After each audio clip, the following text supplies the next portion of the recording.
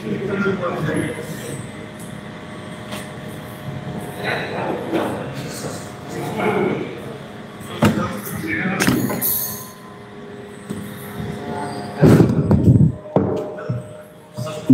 ಹರಿರಚಿಂತ್ಯ ಸರ್ವದೇವೈಕವಂದ್ಯಃ ಪರಮಗುರುರಭೀಷ್ಟಾವಾಪ್ತಿದ ಸಜ್ಜನಾನಾಂ ನಿಖಿಲ ಗುಣಗಣಾರ್ಣೋ ನಿತ್ಯ ನಿರ್ಮುಕ್ತ ದೋಷಃ ಸರಸಿಜ ನಯನೋಸೌ ಶ್ರೀಪತಿರ್ಮಾನದೋ ನಃ ಸತ್ಯಾಭಿಜ್ಞಕರಾಬ್ಜೋತ್ಥಾನ್ ಪಂಚಾಶದ್ವರ್ಷಪೂಜಕಾನ್ ಸತ್ಯಪ್ರಮೋದ ತೀರ್ಥಾರ್ಯಾನ್ ನೌಮಿನ್ಯಾಯ ಸುಧಾರತಾನ್ ಶ್ರೀ ಸತ್ಯಾತ್ಮತೀರ್ಥ ಗುರುಭ್ಯೋ ನಮಃ ಅಸ್ಮದಾರಾಧ್ಯ ಗುರುಭ್ಯೋ ನಮಃ. ಹರಿ ಓಂ ಹರಿ ಓಂ ಹರಿ ಓಂ. ಪರಮಪೂಜ್ಯರಾದ ಶ್ರೀ ಶ್ರೀ 1008 ಶ್ರೀ ಸತ್ಯಾತ್ಮತೀರ್ಥ ಶ್ರೀಪಾದಂಗಳವರ ಪರಮಾನುಗ್ರಹದಿಂದ ಪುಣೆ ಮಠದಲ್ಲಿ ವಿಶ್ವಮಧ್ವ ಮಹಾಪರಿಷತ್ ಪಿಂಪ್ರಿ ಚಿಂಚವಡ್ ಇವರ ವತಿಯಿಂದ ಗೀತಾಭಿಯಾನ ಆರಂಭವಾಗಿದೆ. ಸ್ವಾಮಿಗಳವರ ಪರಮಾನುಗ್ರಹದಿಂದ ಬಹಳ ಅದ್ಭುತವಾಗಿಯೂ ಕೂಡ ನಡೆದಿದೆ. ಈಗಾಗಲೇ ನಾವು 1ನೇ ಅಧ್ಯಾಯದಿಂದ 10 ಅಧ್ಯಾಯಗಳವರೆಗೆ ಶ್ರೀಕೃಷ್ಣ ಪರಮಾತ್ಮ ನಮಗಾಗಿ ಉಣಬಡಿಸಿದ ಗೀತಾಮೃತವನ್ನು ಅನೇಕ ವಿದ್ವಾಂಸರುಗಳಿಂದ ಪಾನ ಮಾಡ್ತಾ ಬಂದಿದ್ದೇವೆ. ಈಗ 11ನೇ ಅಧ್ಯಾಯದ ಗೀತೋಪದೇಶ ಪ್ರಾರಂಭ ಆಗಲಿದೆ. ಈ ಗೀತಾಮೃತವನ್ನು ಪಾನ ಮಾಡಿಸುವುದಕ್ಕಾಗಿ ಈ ಬಾರಿ ನಮ್ಮಲ್ಲಿ ಬಂದಿರತಕ್ಕಂಥ ವಿದ್ವಾಂಸರು ಅಂತಂದರೆ ಪಂಡಿತ ಅನಿರುದ್ಧಾಚಾರ್ಯ ನಾಯ್ಕ್ ಅಂತನವರು ಬೆಂಗಳೂರಿನಲ್ಲಿ ಇರುವಂಥವರು. ಸತ್ಯಜ್ಞಾನ ವಿದ್ಯಾಪೀಠದಲ್ಲಿ ಪಂಡಿತ ಪೂಜ್ಯ ಮಾಹುಲಿ ಆಚಾರ್ಯರಲ್ಲಿ ಸಮಗ್ರ ಸುಧಾಂತ ವೇದಾಂತ ಅಧ್ಯಯನವನ್ನು ಮುಗಿಸಿ ತರ್ಕ ವ್ಯಾಕರಣ ಇತ್ಯಾದಿಗಳ ವಿಶೇಷವಾದಂಥ ಅಧ್ಯಯನವನ್ನು ವಿದ್ಯಾಪೀಠದಲ್ಲಿ ಮುಗಿಸಿ ವಿದ್ಯಾರ್ಥಿಗಳಿಗೆ ಚಿಂತನೆಯನ್ನು ಹೇಳಿ ಅನೇಕ ವಿದ್ಯಾರ್ಥಿಗಳನ್ನು ಸುಧಾಪಾಠ ಹೇಳ್ತಾ ಅವರಿಗೆ ತಯಾರು ಮಾಡಿಸ್ತಾ ಬೆಂಗಳೂರಿನಲ್ಲಿ ಸದ್ಗೃಹಸ್ಥರಿಗೆ ಪಾಠ ಹೇಳ್ತಾ ಪ್ರವಚನಗಳನ್ನು ಮಾಡ್ತಾ ಇದ್ದಾರೆ. ಅಂತಹ ಪಂಡಿತ ಅನಿರುದ್ಧಾಚಾರ್ಯರು ನಮ್ಮ ಪುಣೆ ನಗರಕ್ಕೆ ಬಂದದ್ದು ನಮ್ಮೆಲ್ಲರ ಸೌಭಾಗ್ಯವೇ ಸರಿ. ಅದಕ್ಕಾಗಿ ಆ ಆಚಾರ್ಯರಿಗೆ ನಾನು ಶ್ರೀಮದ್ ಉತ್ತರಾದಿಮಠ ಪುಣೆ, ವಿಶ್ವಮಧ್ವ ಮಹಾಪರಿಷತ್ ಪಿಂಪ್ರಿ ಚಿಂಚವಡ್, ಸತ್ಯಪರಾಕ್ರಮ ವಿದ್ಯಾಲಯ ಹಾಗೂ ನನ್ನ ಪರವಾಗಿ ಬಂದಿರತಕ್ಕಂತಹ ತಮ್ಮ ಎಲ್ಲರ ಪರವಾಗಿಯೂ ಕೂಡ ಹೃತ್ಪೂರ್ವಕವಾಗಿ ಸಾಷ್ಟಾಂಗ ನಮಸ್ಕಾರದೊಂದಿಗೆ ಸ್ವಾಗತವನ್ನು ಕೋರ್ತೇನೆ.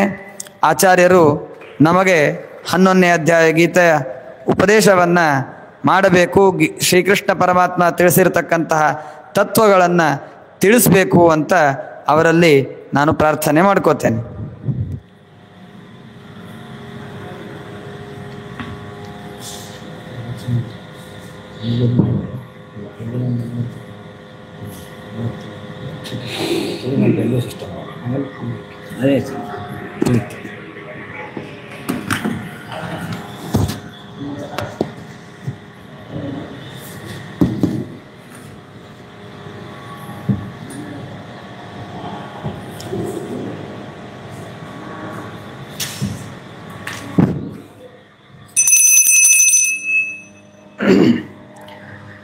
ಶ್ರೀ ಗುರುಭ್ಯೋ ನಮಃ. ಶ್ರೀ ಪರಮಗುರುಭ್ಯೋ ನಮಃ. ಶ್ರೀಮದಾನಂದತೀರ್ಥ ಭಗವತ್ಪಾದಾಚಾರ್ಯ ಗುರುಭ್ಯೋ ನಮಃ. ಹರಿ ಓಂ. ದೇವಂ ನಾರಾಯಣಂ ನತ್ವಾ ಸರ್ವದೋಷವಿವರ್ಜಿತಂ ಪರಿಪೂರ್ಣಂ ಗುರುಂಶ್ಚಾಂಗೀತಾರ್ಥಂ ವಕ್ಷಾಮಿ ಲೇಶತಃ. ನಾರಾಯಣಂ ನಿಖಿಲಪೂರ್ಣಗುಣೈಕದೇಹಂ ನಿರ್ದೋಷಮಪ್ಯತಮಪ್ಯಖಿಲೈಃ ಸುವಾಕ್ಯೈಃ ಅಸ್ಯೋದ್ಭವಾದಿದಮಶೇಷವಿಶೇಷತೋಪಿ ವಂದ್ಯಂ ಸದಾ ಪ್ರಿಯತಮಂ ಮಮ ಸನ್ನಮಾಮಿ. ಅಶೇಷವಾಗ್ಜಾಡ್ಯಮಲಾಪಹಂತ್ರೀ ನವಂ ನವಂ ಸ್ಪಷ್ಟಸುವಾಕ್ಪ್ರದಾಯಿನಿ ಮಮೇಹ ಚಿಕ್ವಾಗ್ರಸುರಂಗನರ್ತಕೀ ಭವಪ್ರಸನ್ನಾ ವದನೆ ಚ ಮೇ ಶ್ರೀಃ ಅಭ್ರಮಂ ಭಂಗರಹಿತಂ ಅಜಡಂ ವಿಮಲಂ ಸದಾ ಆನಂದತೀರ್ಥಮತುಲಂ ಭಜೆ ತಾಪತ್ರಯಾಪಹಂ ಭವತಿ ಯದನುಭಾವಾದೇಡ ಮೂಕೋಪಿ ವಾಗ್ಮಿ ಜಡಮತಿರಪಿ ಜಂತರ್ಜಾಯತೆ ಪ್ರಾಜ್ಞಮೌಲಿಃ ಸಕಲವಚನಚೇತೋ ದೇವತಾ ಭಾರತೀ ಸಾ ಮಮ ವಚಸಿ ದತ್ತಾಂ ಸನ್ನಿಧಿಂ ಮಾನಸೇ ಚ ನಮೋಸ್ತು ತಾತ್ವಿಕಾ ದೇವಾಃ ವಿಷ್ಣುಭಕ್ತಿಪರಾಯಣಾಃ ಧರ್ಮಮಾರ್ಗೇ ಪ್ರೇರಯन्तु ಭವಂತಃ ಸರ್ವ ಏವ ಹಿ ವಕ್ರತುಂಡಮಹಾಕಾಯ ಸೂರ್ಯಕೋಟಿಸಮಪ್ರಭ ನಿರ್ವಿಘ್ನಂ ಕುರು ಮೇ ದೇವ ಸರ್ವಕಾರ್ಯೇಷು ಸರ್ವದಾ ಆನಂದತೀರ್ಥೋಪದಿಷ್ಟೋ ನಿಧಿರ್ನಾರಾಯಣಃ ಹ್ವಯಃ ಪ್ರದರ್ಶಿತೋ ಯೇನ ಸಮ್ಯಕ್ ಜಯತೀರ್ಥಂ ತಮಾಶ್ರಯೇ ನೌಮಿನ್ಯಾಯ ಸುಧಾಧಿಕೃಜ್ಜಯಮುನೀನ್ ಶ್ರೀಪಾದರಾತ್ಸನ್ಮಣೀನ್ ವ್ಯಾಸಾರ್ಯಾನ್ ವಿವಿಧಾಗಮಾಬ್ಧಿವಿಹರಾನ್ ಶ್ರೀವಾದಿರಾಜಾನಪಿ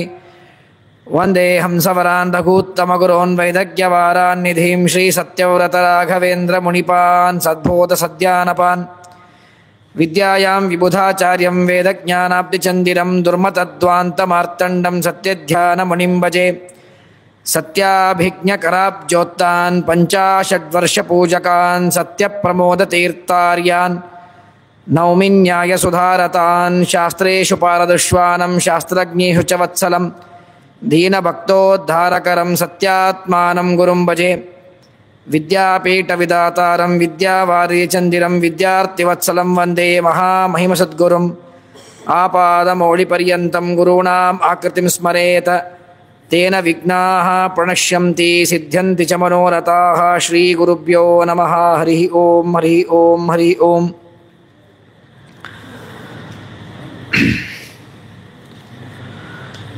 ಅರ್ಜುನ ಉವಾಚ ಮದನುಗ್ರಹಾಯ ಪರಮಂ ಗುಹ್ಯಮಧ್ಯಾತ್ಮಸಂಹಿತಂ ಯತ್ವಯೋಕ್ತಂ ವಚಸ್ತೇನ ಮೋಹೋಯಂ ವಿಗತೋ ಮಮ. ಶ್ರೀ ಗುರುಭ್ಯೋ ನಮಃ ಹರಿ ಓಂ.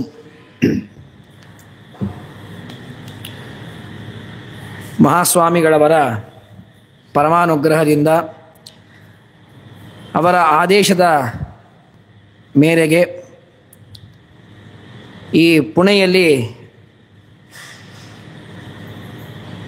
ಗೀತಾ ಅಭಿಯಾನ ನಡೀತಾ ಬರ್ತಾ ಇದೆ. ಅದರಲ್ಲಿ ಆ ಗೀತೆಯ ಅಮೃತದಲ್ಲಿ ನೀವೆಲ್ಲ 10 ಅಧ್ಯಾಯ ಮುಳುಗಿ ಎದ್ದಿದ್ದೀರಿ. ನಮಗೆ 11ನೇ ಅಧ್ಯಾಯದಲ್ಲಿ ಅವಕಾಶವನ್ನು ಸ್ವಾಮಿಗಳವರು ನಿಮ್ಮ ಮುಖಾಂತರ ದಾಮೋದರಾಚಾರ್ಯ ಮುಖಾಂತರ ನಮಗೆ ಅದರ ಅವಕಾಶವನ್ನು ಕೊಟ್ಟಿದ್ದಾರೆ.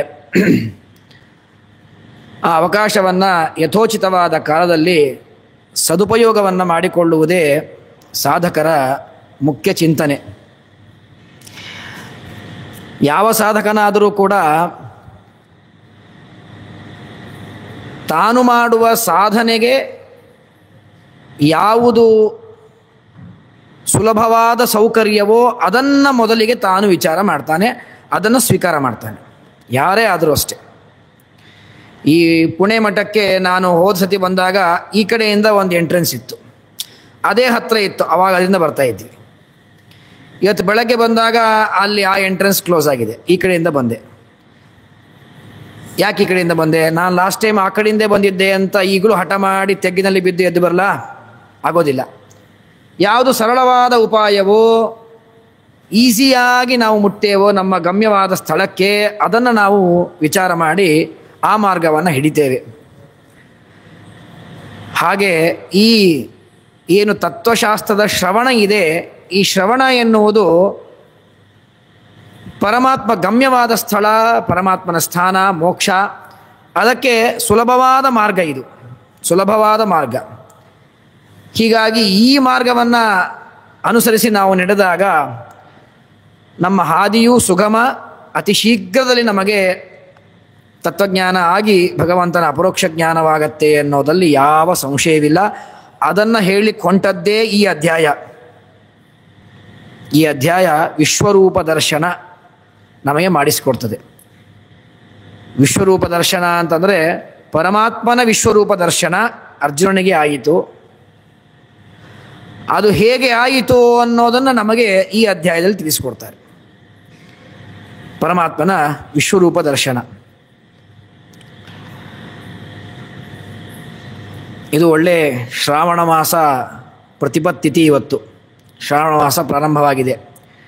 ಶ್ರಾವಣ ಮಾಸ ಅಂದರೆ ಶ್ರಾವಣ ಮಾಸ ಅಂದರೆ ಶ್ರವಣ ಮಾಸ, ಶ್ರವಣ ಮಾಡುವ ಮಾಸ. ಇದು ಭಗವಂತನ ಗುಣಗಾನವನ್ನು ಶ್ರವಣ ಮಾಡುವಂತಹ ಮಾಸ ಇದು. ಇವತ್ತು ಶುಕ್ರವಾರ, ಮೊಟ್ಟ ಮೊದಲನೇ ದಿವಸವೇ ಲಕ್ಷ್ಮೀದೇವಿಯ ಆರಾಧನೆ ವಿಶೇಷವಾಗಿ ಮಾಡ್ತೇವೆ. ಲಕ್ಷ್ಮೀದೇವಿಯಿಂದ ಆರಂಭವಾದ ಈ ಮಾಸ ಕೃಷ್ಣಾಷ್ಟಮಿ, ಕೃಷ್ಣ ಹುಟ್ಟಿ ಬರ್ತಾನೆ. ಮಧ್ಯದಲ್ಲಿ ಗುರುಗಳು, ರಾಯರು ಬಂದು ಹೋಗ್ತಾರೆ. ಎಲ್ಲರ ಭಗವಂತ ಸರ್ವೋತ್ತಮ, ತರುವಾಯ ಲಕ್ಷ್ಮೀ, ಗುರುಗಳು, ಇವರೆಲ್ಲರ ಸ್ಮರಣೆ ಮಾಡಲಿಕ್ಕೆ ಒಳ್ಳೆ ಪ್ರಶಸ್ತವಾದ ಕಾಲ ಇದು. ಶ್ರಾವಣ ಮಾಸ ಶ್ರವಣ ಮಾಡಲಿಕ್ಕೆ ಉತ್ತಮವಾದ ಮಾಸ. ಶ್ರವಣಾದಿ ವಿನಾನೇವ ಕ್ಷಣಂ ತಿಷ್ಟೇದಪಿ ಕ್ವಚಿತ್. ಶ್ರವಣಾದಿಗಳನ್ನು ಮಾಡದೇನೆ ಯಾವ ಕ್ಷಣವನ್ನೂ ವ್ಯರ್ಥ ಮಾಡಬೇಡಿ ಅಂತ ಆಚಾರ್ಯರು ಹೇಳ್ತಾರೆ. ಆದರೆ ಸಿಕ್ಕ ಸಮಯವನ್ನು ವ್ಯರ್ಥ ಮಾಡಿಕೊಳ್ಳದೆ ಶ್ರವಣ ಮಾಡಬೇಕು ಅಂತನ್ನೋದು ಈ ವಾಕ್ಯದ ಸಾರಾಂಶವನ್ನು ಇಟ್ಟುಕೊಂಡಾಗ ನಮಗೆ ನಮ್ಮ ಜೀವನದಲ್ಲಿ ಸಾಧ್ಯ ಆಗ್ತದೆ. ತಮಾಷೆಗೆ ಹೇಳ್ತಿದ್ರು, ಗೀತಾ ಪ್ರವಚನವನ್ನು ಬೆಂಗಳೂರು ಎಲ್ಲ ಕಡೆ ಗೀತಾ ಅಭಿಯಾನ ಮಾಡಿಸ್ತಾ ಇದ್ದಾರೆ ಸ್ವಾಮಿಗಳು, ಎಲ್ಲ ಊರುಗಳಲ್ಲೂ ಆಗ್ತಾ ಇದೆ. ಬೆಂಗಳೂರಿನಲ್ಲಿ ಗೀತಾ ಅಭಿಯಾನ ಪ್ರವಚನ ಮಾಡಬೇಕಾದಾಗ ಸುಮ್ಮನೆ ಹೀಗೆ ಮಾತು ಬಂದಾಗ, ಗೀತಾ ಪ್ರವಚನವನ್ನು ಹೇಳಿ ಆಚಾರ್ಯರೇ, ಆದರೆ ಉಪದೇಶವನ್ನು ಮಾಡಬೇಡಿ. ನಾನು ಹೇಳಿದೆ, ಗೀತೆಯೇ ಉಪದೇಶ, ಮತ್ತೆ ಉಪದೇಶ ಮಾಡಬೇಡಿ ಅಂದರೆ ಈ ಗೀತೆ ಏನು ಹೇಳೋದು? ಗೀತೆ ಪ್ರವಚನ ಮಾಡಬೇಕಾದಾಗ ಉಪದೇಶ ಮಾಡಬೇಡಿ ಅಂದರೆ ಗೀತೆಯೇ ಉಪದೇಶವೇ ಗೀತಾ, ಗೀತವೇ ಉಪದೇಶ. ಹಾಗೆ ಭಗವಂತನ ವಿಶಿಷ್ಟವಾದ ತತ್ವಜ್ಞಾನವನ್ನು ತಾನೇ ಉಪದೇಶ ಮಾಡಬೇಕು. ಪರಮಾತ್ಮ ತನ್ನ ಬಗ್ಗೆ ತಾನು ತಿಳಿದಷ್ಟು, ಪರಮಾತ್ಮ ಏನು ತನ್ನ ಜ್ಞಾನ ಪರಿಪೂರ್ಣವಾಗಿ ತಾನು ಮಾಡಿಕೊಂಡಿದ್ದಾನೆ, ಅಷ್ಟು ಜ್ಞಾನ ರಮಾಬ್ರಹ್ಮಾದಿಗಳಿಗೂ ಇಲ್ಲ. ಅದನ್ನು ಪರಮಾತ್ಮ ತಾನು ತೋರಿಸ್ತಾ ಆ ಜ್ಞಾನವನ್ನು ಮಾಡಿಸ್ಕೊಡ್ತಾನೆ. ಈ ಅಧ್ಯಾಯದ ಪ್ರಾರಂಭಕ್ಕಿಂತ ಮೊದಲಿಗೆ ಸ್ವಲ್ಪ ನಾವು 1-4 ಮಾತುಗಳನ್ನು ತಿಳ್ಕೊಂಡ್ರೆ ನಮಗೆ ಅಧ್ಯಾಯದಲ್ಲಿ ಪ್ರವೇಶ ಆಗ್ತದೆ. ಭಗವಂತ ವಿಶ್ವರೂಪವನ್ನು ಅನೇಕ ಬಾರಿ ತೋರಿಸಿದ್ದಾನೆ. ವಿಶ್ವರೂಪವನ್ನು ಅನೇಕ ಬಾರಿ ತೋರಿಸ್ಕೊಟ್ಟಿದ್ದಾನೆ ಪರಮಾತ್ಮ. ಭೀಷ್ಮಕ ರಾಜನಿಗೆ ತೋರಿಸಿಕೊಟ್ಟ. ಭೀಷ್ಮಕ ರಾಜನಿಗೆ ರುಕ್ಮಿಣಿ ಸ್ವಯಂವರವನ್ನು ಮಾಡಬೇಕೋ ಮಾಡಬಾರ್ದೋ ಅಂತ ಚರ್ಚೆ ಮಾಡಿದಾಗ ಆಗ ಪರಮಾತ್ಮ ಕೃಷ್ಣ ತಾನು ವಿಶ್ವರೂಪವನ್ನು ತೋರಿಸಿಕೊಟ್ಟ. ದುರ್ಯೋಧನನಿಗೆ ಸಂಧಾನಕ್ಕೆ ಹೋದಾಗ ಅಲ್ಲಿ ಇನ್ನೊಂದು ವಿಶ್ವರೂಪವನ್ನು ತೋರಿಸಿಕೊಟ್ಟ. ಅರ್ಜುನನಿಗೆ ಯುದ್ಧ ಪ್ರಾರಂಭವಾಗುವ ಮೊದಲನೇ ದಿವಸ ಏನು ಅವನು ಶೋಕತಪ್ತನಾದ, ಅವನಿಗೆ ಮತ್ತೆ ವಿಶ್ವರೂಪವನ್ನು ತೋರಿಸಿಕೊಟ್ಟ. ನಾರದನಿಗೆ ವಿಶ್ವರೂಪವನ್ನು ತೋರಿಸಿಕೊಟ್ಟ. ಹೀಗೆ ವಿಶ್ವರೂಪಗಳನ್ನು ಪರಮಾತ್ಮ ಅನೇಕ ಬಾರಿ ವಿಶ್ವರೂಪಗಳನ್ನು ತೋರಿಸಿಕೊಟ್ಟಿದ್ದಾನೆ. ಪರಮಾತ್ಮ ವಿಶ್ವರೂಪಗಳನ್ನು ಅನೇಕ ಬಾರಿ ತೋರಿಸಬೇಕಾದಾಗ ಅಲ್ಲಿ ಹೇಳ್ತಾರೆ ವ್ಯತ್ಯಾಸ ಇದೆ. ವಿಶ್ವರೂಪಗಳ ತೋರುವಿಕೆಯಲ್ಲಿ ಪರಮಾತ್ಮ ವ್ಯತ್ಯಾಸ ಮಾಡಿ ತೋರಿಸ್ತಾನೆ. ಸ್ವಲ್ಪ ಅದನ್ನು ನಾವು ತಿಳ್ಕೋಬೇಕು. ರುಕ್ಮಿಣೀ ದೇವಿಗೆ ವಿಶ್ವರೂಪ ದರ್ಶನವನ್ನು, ರುಕ್ಮಿಣೀ ದೇವಿಯ ಸ್ವಯಂವರದ ಸಮಯದಲ್ಲಿ ಭೀಷ್ಮಕ ರಾಜನಿಗೆ ಏನು ವಿಶ್ವರೂಪವನ್ನು ತೋರಿಸಿದ, ತಾತ್ಪರ್ಯನಿರ್ಣಯದಲ್ಲಿ ಶ್ರೀಮದಾಚಾರ್ಯ ಅದರ ಉಲ್ಲೇಖವನ್ನು ಮಾಡ್ತಾರೆ ಸ್ಪಷ್ಟವಾಗಿ. ಉದೀರ್ಯ ಚೈವಂ ಈಶ್ವರಶ್ಚಕಾರ ಹಾವಿರಾತ್ಮನಃ ಸ ವಿಶ್ವರೂಪಮುತ್ತಮಂ ವಿಸಂಖ್ಯ ಶೀರ್ಷ ಬಾಹುಕಂ. ಪರಮಾತ್ಮ ವಿಸಂಖ್ಯ ತುಂಬ ವ್ಯಾಖ್ಯಾನಗಳಿದೆ. ವಿಸಂಖ್ಯ ಅಂತಂದರೆ ಇಷ್ಟು ಅಂತ ಎಣಿಸ್ಲಿಕ್ಕೆ ಸಾಧ್ಯ ಇಲ್ಲ, ಇಷ್ಟು ಸಂಖ್ಯಾ ಅಂತ ಹೇಳಲಿಕ್ಕೆ ಸಾಧ್ಯ ಇಲ್ಲ. ಅಷ್ಟು ತಲೆಗಳು, ಅಷ್ಟು ಕೈಕಾಲುಗಳು, ಅಷ್ಟು ಕಣ್ಣುಗಳು, ಇಂತಹ ಭಗವಂತನ ರೂಪ ವಿಶ್ವರೂಪ, ಅದನ್ನು ಪರಮಾತ್ಮ ಭೀಷ್ಮಕನಿಗೆ ತೋರಿಸಿದ ಅಂತ ಹೇಳ್ತಾರೆ. ಆ ರೂಪದ ವರ್ಣನೆಯನ್ನು ವಿಶೇಷವಾಗಿ ಮಾಡ್ತಾ ಅನಂತ ರೂಪಿಣೀಂ ಪರಾಂ ಮನುಷ್ಯ ದೃಷ್ಟಿತೋಧಿಕಾನ್ ಸ್ವರುಕ್ಮಿಣೀ ತನೋರಪಿ ವ್ಯದರ್ಶಯಚ್ಚ ದೇವತಾ. ಪರಮಾತ್ಮ ಸ್ವರುಕ್ಮಿಣೀ ತನೋರಪಿ. ಶ್ರೀಮದಾಚಾರ್ಯ ಹೇಳ್ತಾರೆ, ಕೃಷ್ಣ ವಿಶ್ವರೂಪವನ್ನು ತೋರಿಸಿದ. ಕೃಷ್ಣ ವಿಶ್ವರೂಪವನ್ನು ತೋರಿಸಿದ ಭೀಷ್ಮಕ ರಾಜನಿಗೆ. ಆ ವಿಶ್ವರೂಪ ಹೇಗಿತ್ತು? ಅದು ಒಂದು ವಿಶ್ವರೂಪನೇ. ಆದರೆ ಹೇಗಿತ್ತು ವಿಶ್ವರೂಪ ಅಂದರೆ ಅಲ್ಲಿ ತೋರಿಸುವ ಪ್ರಸಂಗ ಏನಿತ್ತು? ಭೀಷ್ಮಕ ರಾಜನಿಗೆ ಹೇಳಬೇಕಾಗಿತ್ತು, ಭೀಷ್ಮಕ, ನಿನ್ನ ಮಗಳಾದ ರುಕ್ಮಿಣೀ ದೇವಿ, ರಮಾದೇವಿ, ಅವಳಿಗೆ ಪತಿಯಾಗುವ ಅರ್ಹತೆ ನನಗೊಬ್ಬನಿಗೆ ಇದೆ, ಇನ್ಯಾರಿಗೂ ಇಲ್ಲ. ನೀನು ಬೇರೆಯವರಿಗೆ ನಿನ್ನ ಮಗನ ಮಾತನ್ನು ಕೇಳಿ ಕೊಡಬೇಡ ಅಂತ ಹೇಳಬೇಕಾಗಿತ್ತು. ಹಾಗಾದರೆ ಭೀಷ್ಮಕನಿಗೆ ಎಲ್ಲಾದರೂ ಕೃಷ್ಣ ನನ್ನ ಮಗಳ ರುಕ್ಮಿಣಿಯ ರೂಪಕ್ಕೆ, ಸೌಂದರ್ಯಕ್ಕೆ ಮಾರು ಹೋಗಿದ್ದಾನ ಕೃಷ್ಣ? ಕೃಷ್ಣನಿಗೆ ರುಕ್ಮಿಣಿಯನ್ನ ಬಿಟ್ಟು ಇರಲಿಕ್ಕೆ ಸಾಧ್ಯವಿಲ್ಲವಾ ಅಂತ ಬಂದರೆ ಆಗ ಪರಮಾತ್ಮ ವಿಶ್ವರೂಪವನ್ನು ತೋರಿಸಿದ. ನಾನು ನಿನ್ನ ಮಗಳನ್ನು ಕೊಡು ಅಂತ ಕೇಳಿದ್ದು ನನ್ನ ಸಲುವಾಗಿ ಅಲ್ಲ, ನಿನ್ನಲ್ಲಿ ನಿನ್ನ ಮಗಳಾಗಿ ಬಂದ ಆ ರುಕ್ಮಿಣೀ ದೇವಿಯನ್ನ, ಲಕ್ಷ್ಮೀ ದೇವಿಯನ್ನ ನನಗೆ ಕೊಟ್ಟು ಮದುವೆ ಮಾಡಿದರೆ ನಿನಗೆ ಪುಣ್ಯ ಬರ್ತದೆ ಅನ್ನುವ ಅಭಿಪ್ರಾಯದಲ್ಲಿ ಹೇಳ್ತಾ ಇದ್ದೇನೆ ಹೊರತು ನನಗೆ ಅವಳ ಅಪೇಕ್ಷೆ ಇಲ್ಲ. ಅದಕ್ಕೆ ಹೇಳ್ತಾರೆ ಸ್ವರುಕ್ಮಿಣೀ ತನೋರಪಿ. ಪರಮಾತ್ಮ ಅಲ್ಲಿ ಎಂಥ ರೂಪ ತೋರಿಸಿದ? ಪುರುಷನೇ ಪರಮಾತ್ಮ, ಆದರೆ ಅವನ ರೂಪದಲ್ಲಿ ಲಕ್ಷ್ಮೀದೇವಿಯ ಏನು ಮೋಹಕವಾದ ರೂಪ ಇದೆ. ತಾನು ರುಕ್ಮಿಣಿಯಾಗಿ ಹುಟ್ಟಿದಾಗ ಏನು ಲಕ್ಷ್ಮೀದೇವಿ ತನ್ನ ಸೌಂದರ್ಯವನ್ನ ಇತ್ಯಾದಿಗಳನ್ನು ತೋರಿಸಿದ್ದಳು, ಅದಕ್ಕಿಂತಲೂ ಅಧಿಕವಾದ ರೂಪವನ್ನು ಪರಮಾತ್ಮ ತಾನು ತೋರಿಸಿಬಿಟ್ಟ. ತಾನು ವಿಶ್ವರೂಪ ತೆಗೆದುಕೊಂಡು ತೋರಿಸಿದ. ಬ್ರಹ್ಮಾದಿ ದೇವತೆಗಳು ನೋಡದೇ ಇರುವಂತಹ ಲಕ್ಷ್ಮೀ ರೂಪವನ್ನು ತೋರಿಸಿದ. ಜಗತ್ತಿಗೆ ಗೋಚರವಾಗದೇ ಇರುವ ಕೇವಲ ಪರಮಾತ್ಮನಿಗೆ ಮಾತ್ರ ಗೋಚರಿಸುವಂತಹ ರೂಪಗಳನ್ನು ತೋರಿಸಿಕೊಟ್ಟ ಪರಮಾತ್ಮ ಭೀಷ್ಮಕ ರಾಜನಿಗೆ. ಯಾಕೆ ತೋರಿಸಿಕೊಟ್ಟ? ಆವಾಗಿನ ಸಂದರ್ಭ ಏನಿತ್ತು? ನಿನ್ನ ಮಗಳ ಅವಶ್ಯಕತೆ ನನಗಿಲ್ಲ, ಕೊಟ್ಟರೆ ನಿನಗೆ ಪುಣ್ಯ ಇದೆ, ಅದನ್ನು ತೋರಿಸ್ಬೇಕಾಗಿತ್ತು. ಅದಕ್ಕಾಗಿ ಏನು ಮಾಡ್ದ? ಅಲ್ಲಿ ಒಂದು ವಿಶ್ವರೂಪವನ್ನು ತೋರಿಸಿದ. ಇದು ಭೀಷ್ಮಕ ರಾಜನಿಗೆ ತೋರಿಸಿದ ವಿಶ್ವರೂಪ. ಅದೇ ರೀತಿಯಾಗಿ ಇನ್ನೊಮ್ಮೆ ವಿಶ್ವರೂಪವನ್ನು ತೋರಿಸಿದ, ದುರ್ಯೋಧನನಿಗೆ ತೋರಿಸಿದ. ದುರ್ಯೋಧನ ಕಣ್ಣು ಮುಚ್ಚಿಬಿಟ್ಟ. ಯಾಕೆ ಅಂದರೆ ಆಗ ತೋರಿಸಿದ್ದು ಸಂಧಾನಕ್ಕೆ ಹೋಗಿದ್ದ ಕೃಷ್ಣ. ಯುದ್ಧ ಬೇಡ, ಸಂಧಾನವನ್ನು ಮಾಡಿಕೊಳ್ಳಿ, ಅವರು 5 ರಾಜ್ಯವನ್ನು ಕೇಳಿದ್ದಾರೆ, ಕೊಟ್ಟು ಬಿಡು, ಅವ್ರ ಪಾಡಿಗೆ ಅವರು 5 ಗಾಮವನ್ನು ತೆಗೆದುಕೊಂಡು ಇರ್ತಾರೆ. ಸೂಚ್ಯಗ್ರ ಜಾಗವನ್ನು ಕೊಡೋದಿಲ್ಲ ನಾನು. ಸೂಜಿಯ ಚೂಪು ಅದನ್ನು ನೆಲಕ್ಕೆ ಸ್ಪರ್ಶಿಸಿದರೆ ಎಷ್ಟು ಸಣ್ಣ ಜಾಗ ಇದೆಯಲ್ಲ ಅಷ್ಟು ಜಾಗವನ್ನು ಕೊಡೋದಿಲ್ಲ ಅಂತ ಹೇಳ್ತಾನೆ. ಆಗ ಕೃಷ್ಣನನ್ನ ಜೊತೆಗೆ ಬೇಕಾದಷ್ಟು ತೀರ್ಸು ಮುರುಸು ಆಗತ್ತೆ. ಆಗ ಭಗವಂತ ಹಾಗಾದರೆ ಇವನಿಗೆ ಒಂದು ವಿಶ್ವರೂಪವನ್ನು ತೋರಿಸಬೇಕು. ಅಲ್ಲ, ಅಪರೋಕ್ಷ ಜ್ಞಾನಿಗಳಿಗೆ ತೋರಿಸುವಂತಹ ವಿಶ್ವರೂಪ ಅದು. ವಿಶ್ವರೂಪ ಅಂದರೆ ನಾವು ಗೀತೆಯ ಪುಸ್ತಕದಲ್ಲಿ ವಿಶ್ವರೂಪನ ಹಚ್ಚಿರ್ತಾರೆ, ಹಳೆ ಗೀತೆಯ ಪುಸ್ತಕದಲ್ಲಿ ಮುಖಪುಟದಲ್ಲಿ. ಹಾಗೆಯೇ ಏನು ಎಲ್ಲರಿಗೂ ನೋಡುವಂಥ ರೂಪವಾದ ವಿಶ್ವರೂಪ ದುರ್ಯೋಧನ ನೋಡಲೇ ಇಲ್ಲ. ದುರ್ಯೋಧನ ಕಣ್ಣು ಮುಚ್ಚಿಬಿಟ್ಟ, ಹೆದರಿದ, ಕಣ್ಣು ಮುಚ್ಚಿಬಿಟ್ಟ. ಆ ಪ್ರಕಾಶವನ್ನು ತೇಜಸ್ಸನ್ನು ನೋಡಿ ಅದು ಉಗ್ರವಾದ ರೂಪ. ಅದು ಭೀಷ್ಮಕನಿಗೆ ತೋರಿಸಿದ ರೂಪ ಬೇರೆದು, ದುರ್ಯೋಧನಿಗೆ ತೋರಿಸಿದ ರೂಪ ಉಗ್ರವಾದ ರೂಪ.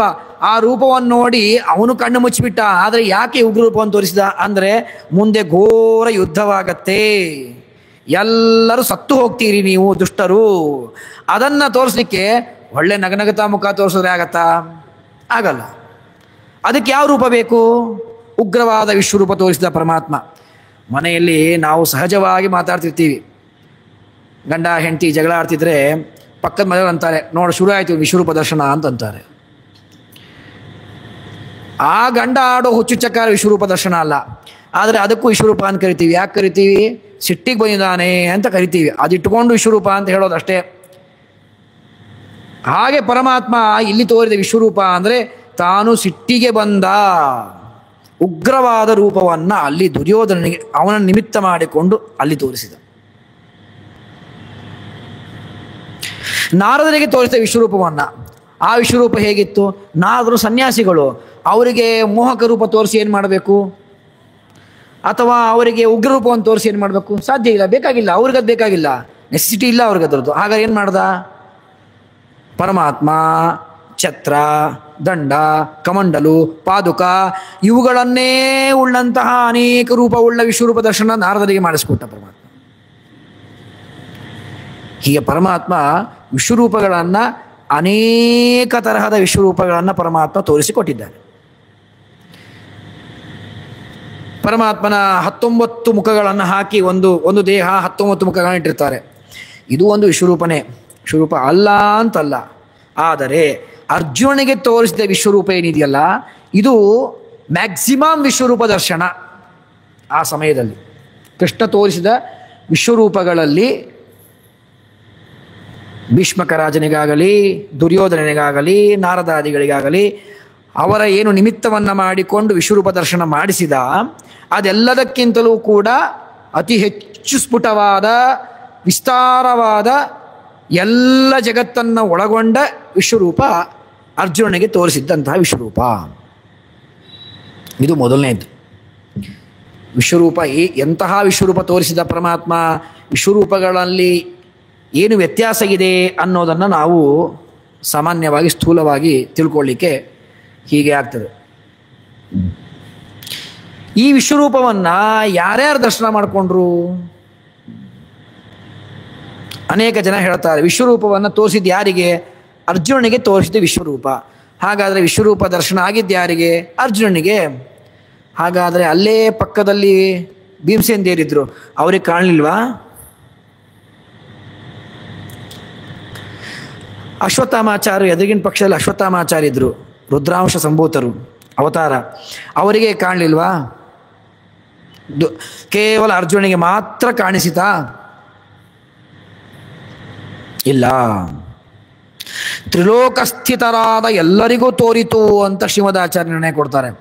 3 ಲೋಕದಲ್ಲಿರುವ ಎಲ್ಲರಿಗೂ, 3 ಲೋಕ ಅಂದರೆ ಭೂಹು ಭೋಹ ಸುವಹ, ಹಾಗೆ 3 ಲೋಕ ಅಲ್ಲ, ಹಾಗಲ್ಲ. 3 ಲೋಕ ಅಂದರೆ 14 ಲೋಕವ ಅಲ್ಲ, 14 ಲೋಕವೂ ಅಲ್ಲ. ಮತ್ತೇನು? ಅನಂತ ದೇಶಕಾಲಗಳಲ್ಲಿ ಅನಂತ ಅವ್ಯಾಕೃತವಾದ ಆಕಾಶ ಏನಿದೆ, ಆ ಆಕಾಶದಲ್ಲಿ ವ್ಯಾಪ್ತವಾದ ವಿಶ್ವರೂಪ ಇದು.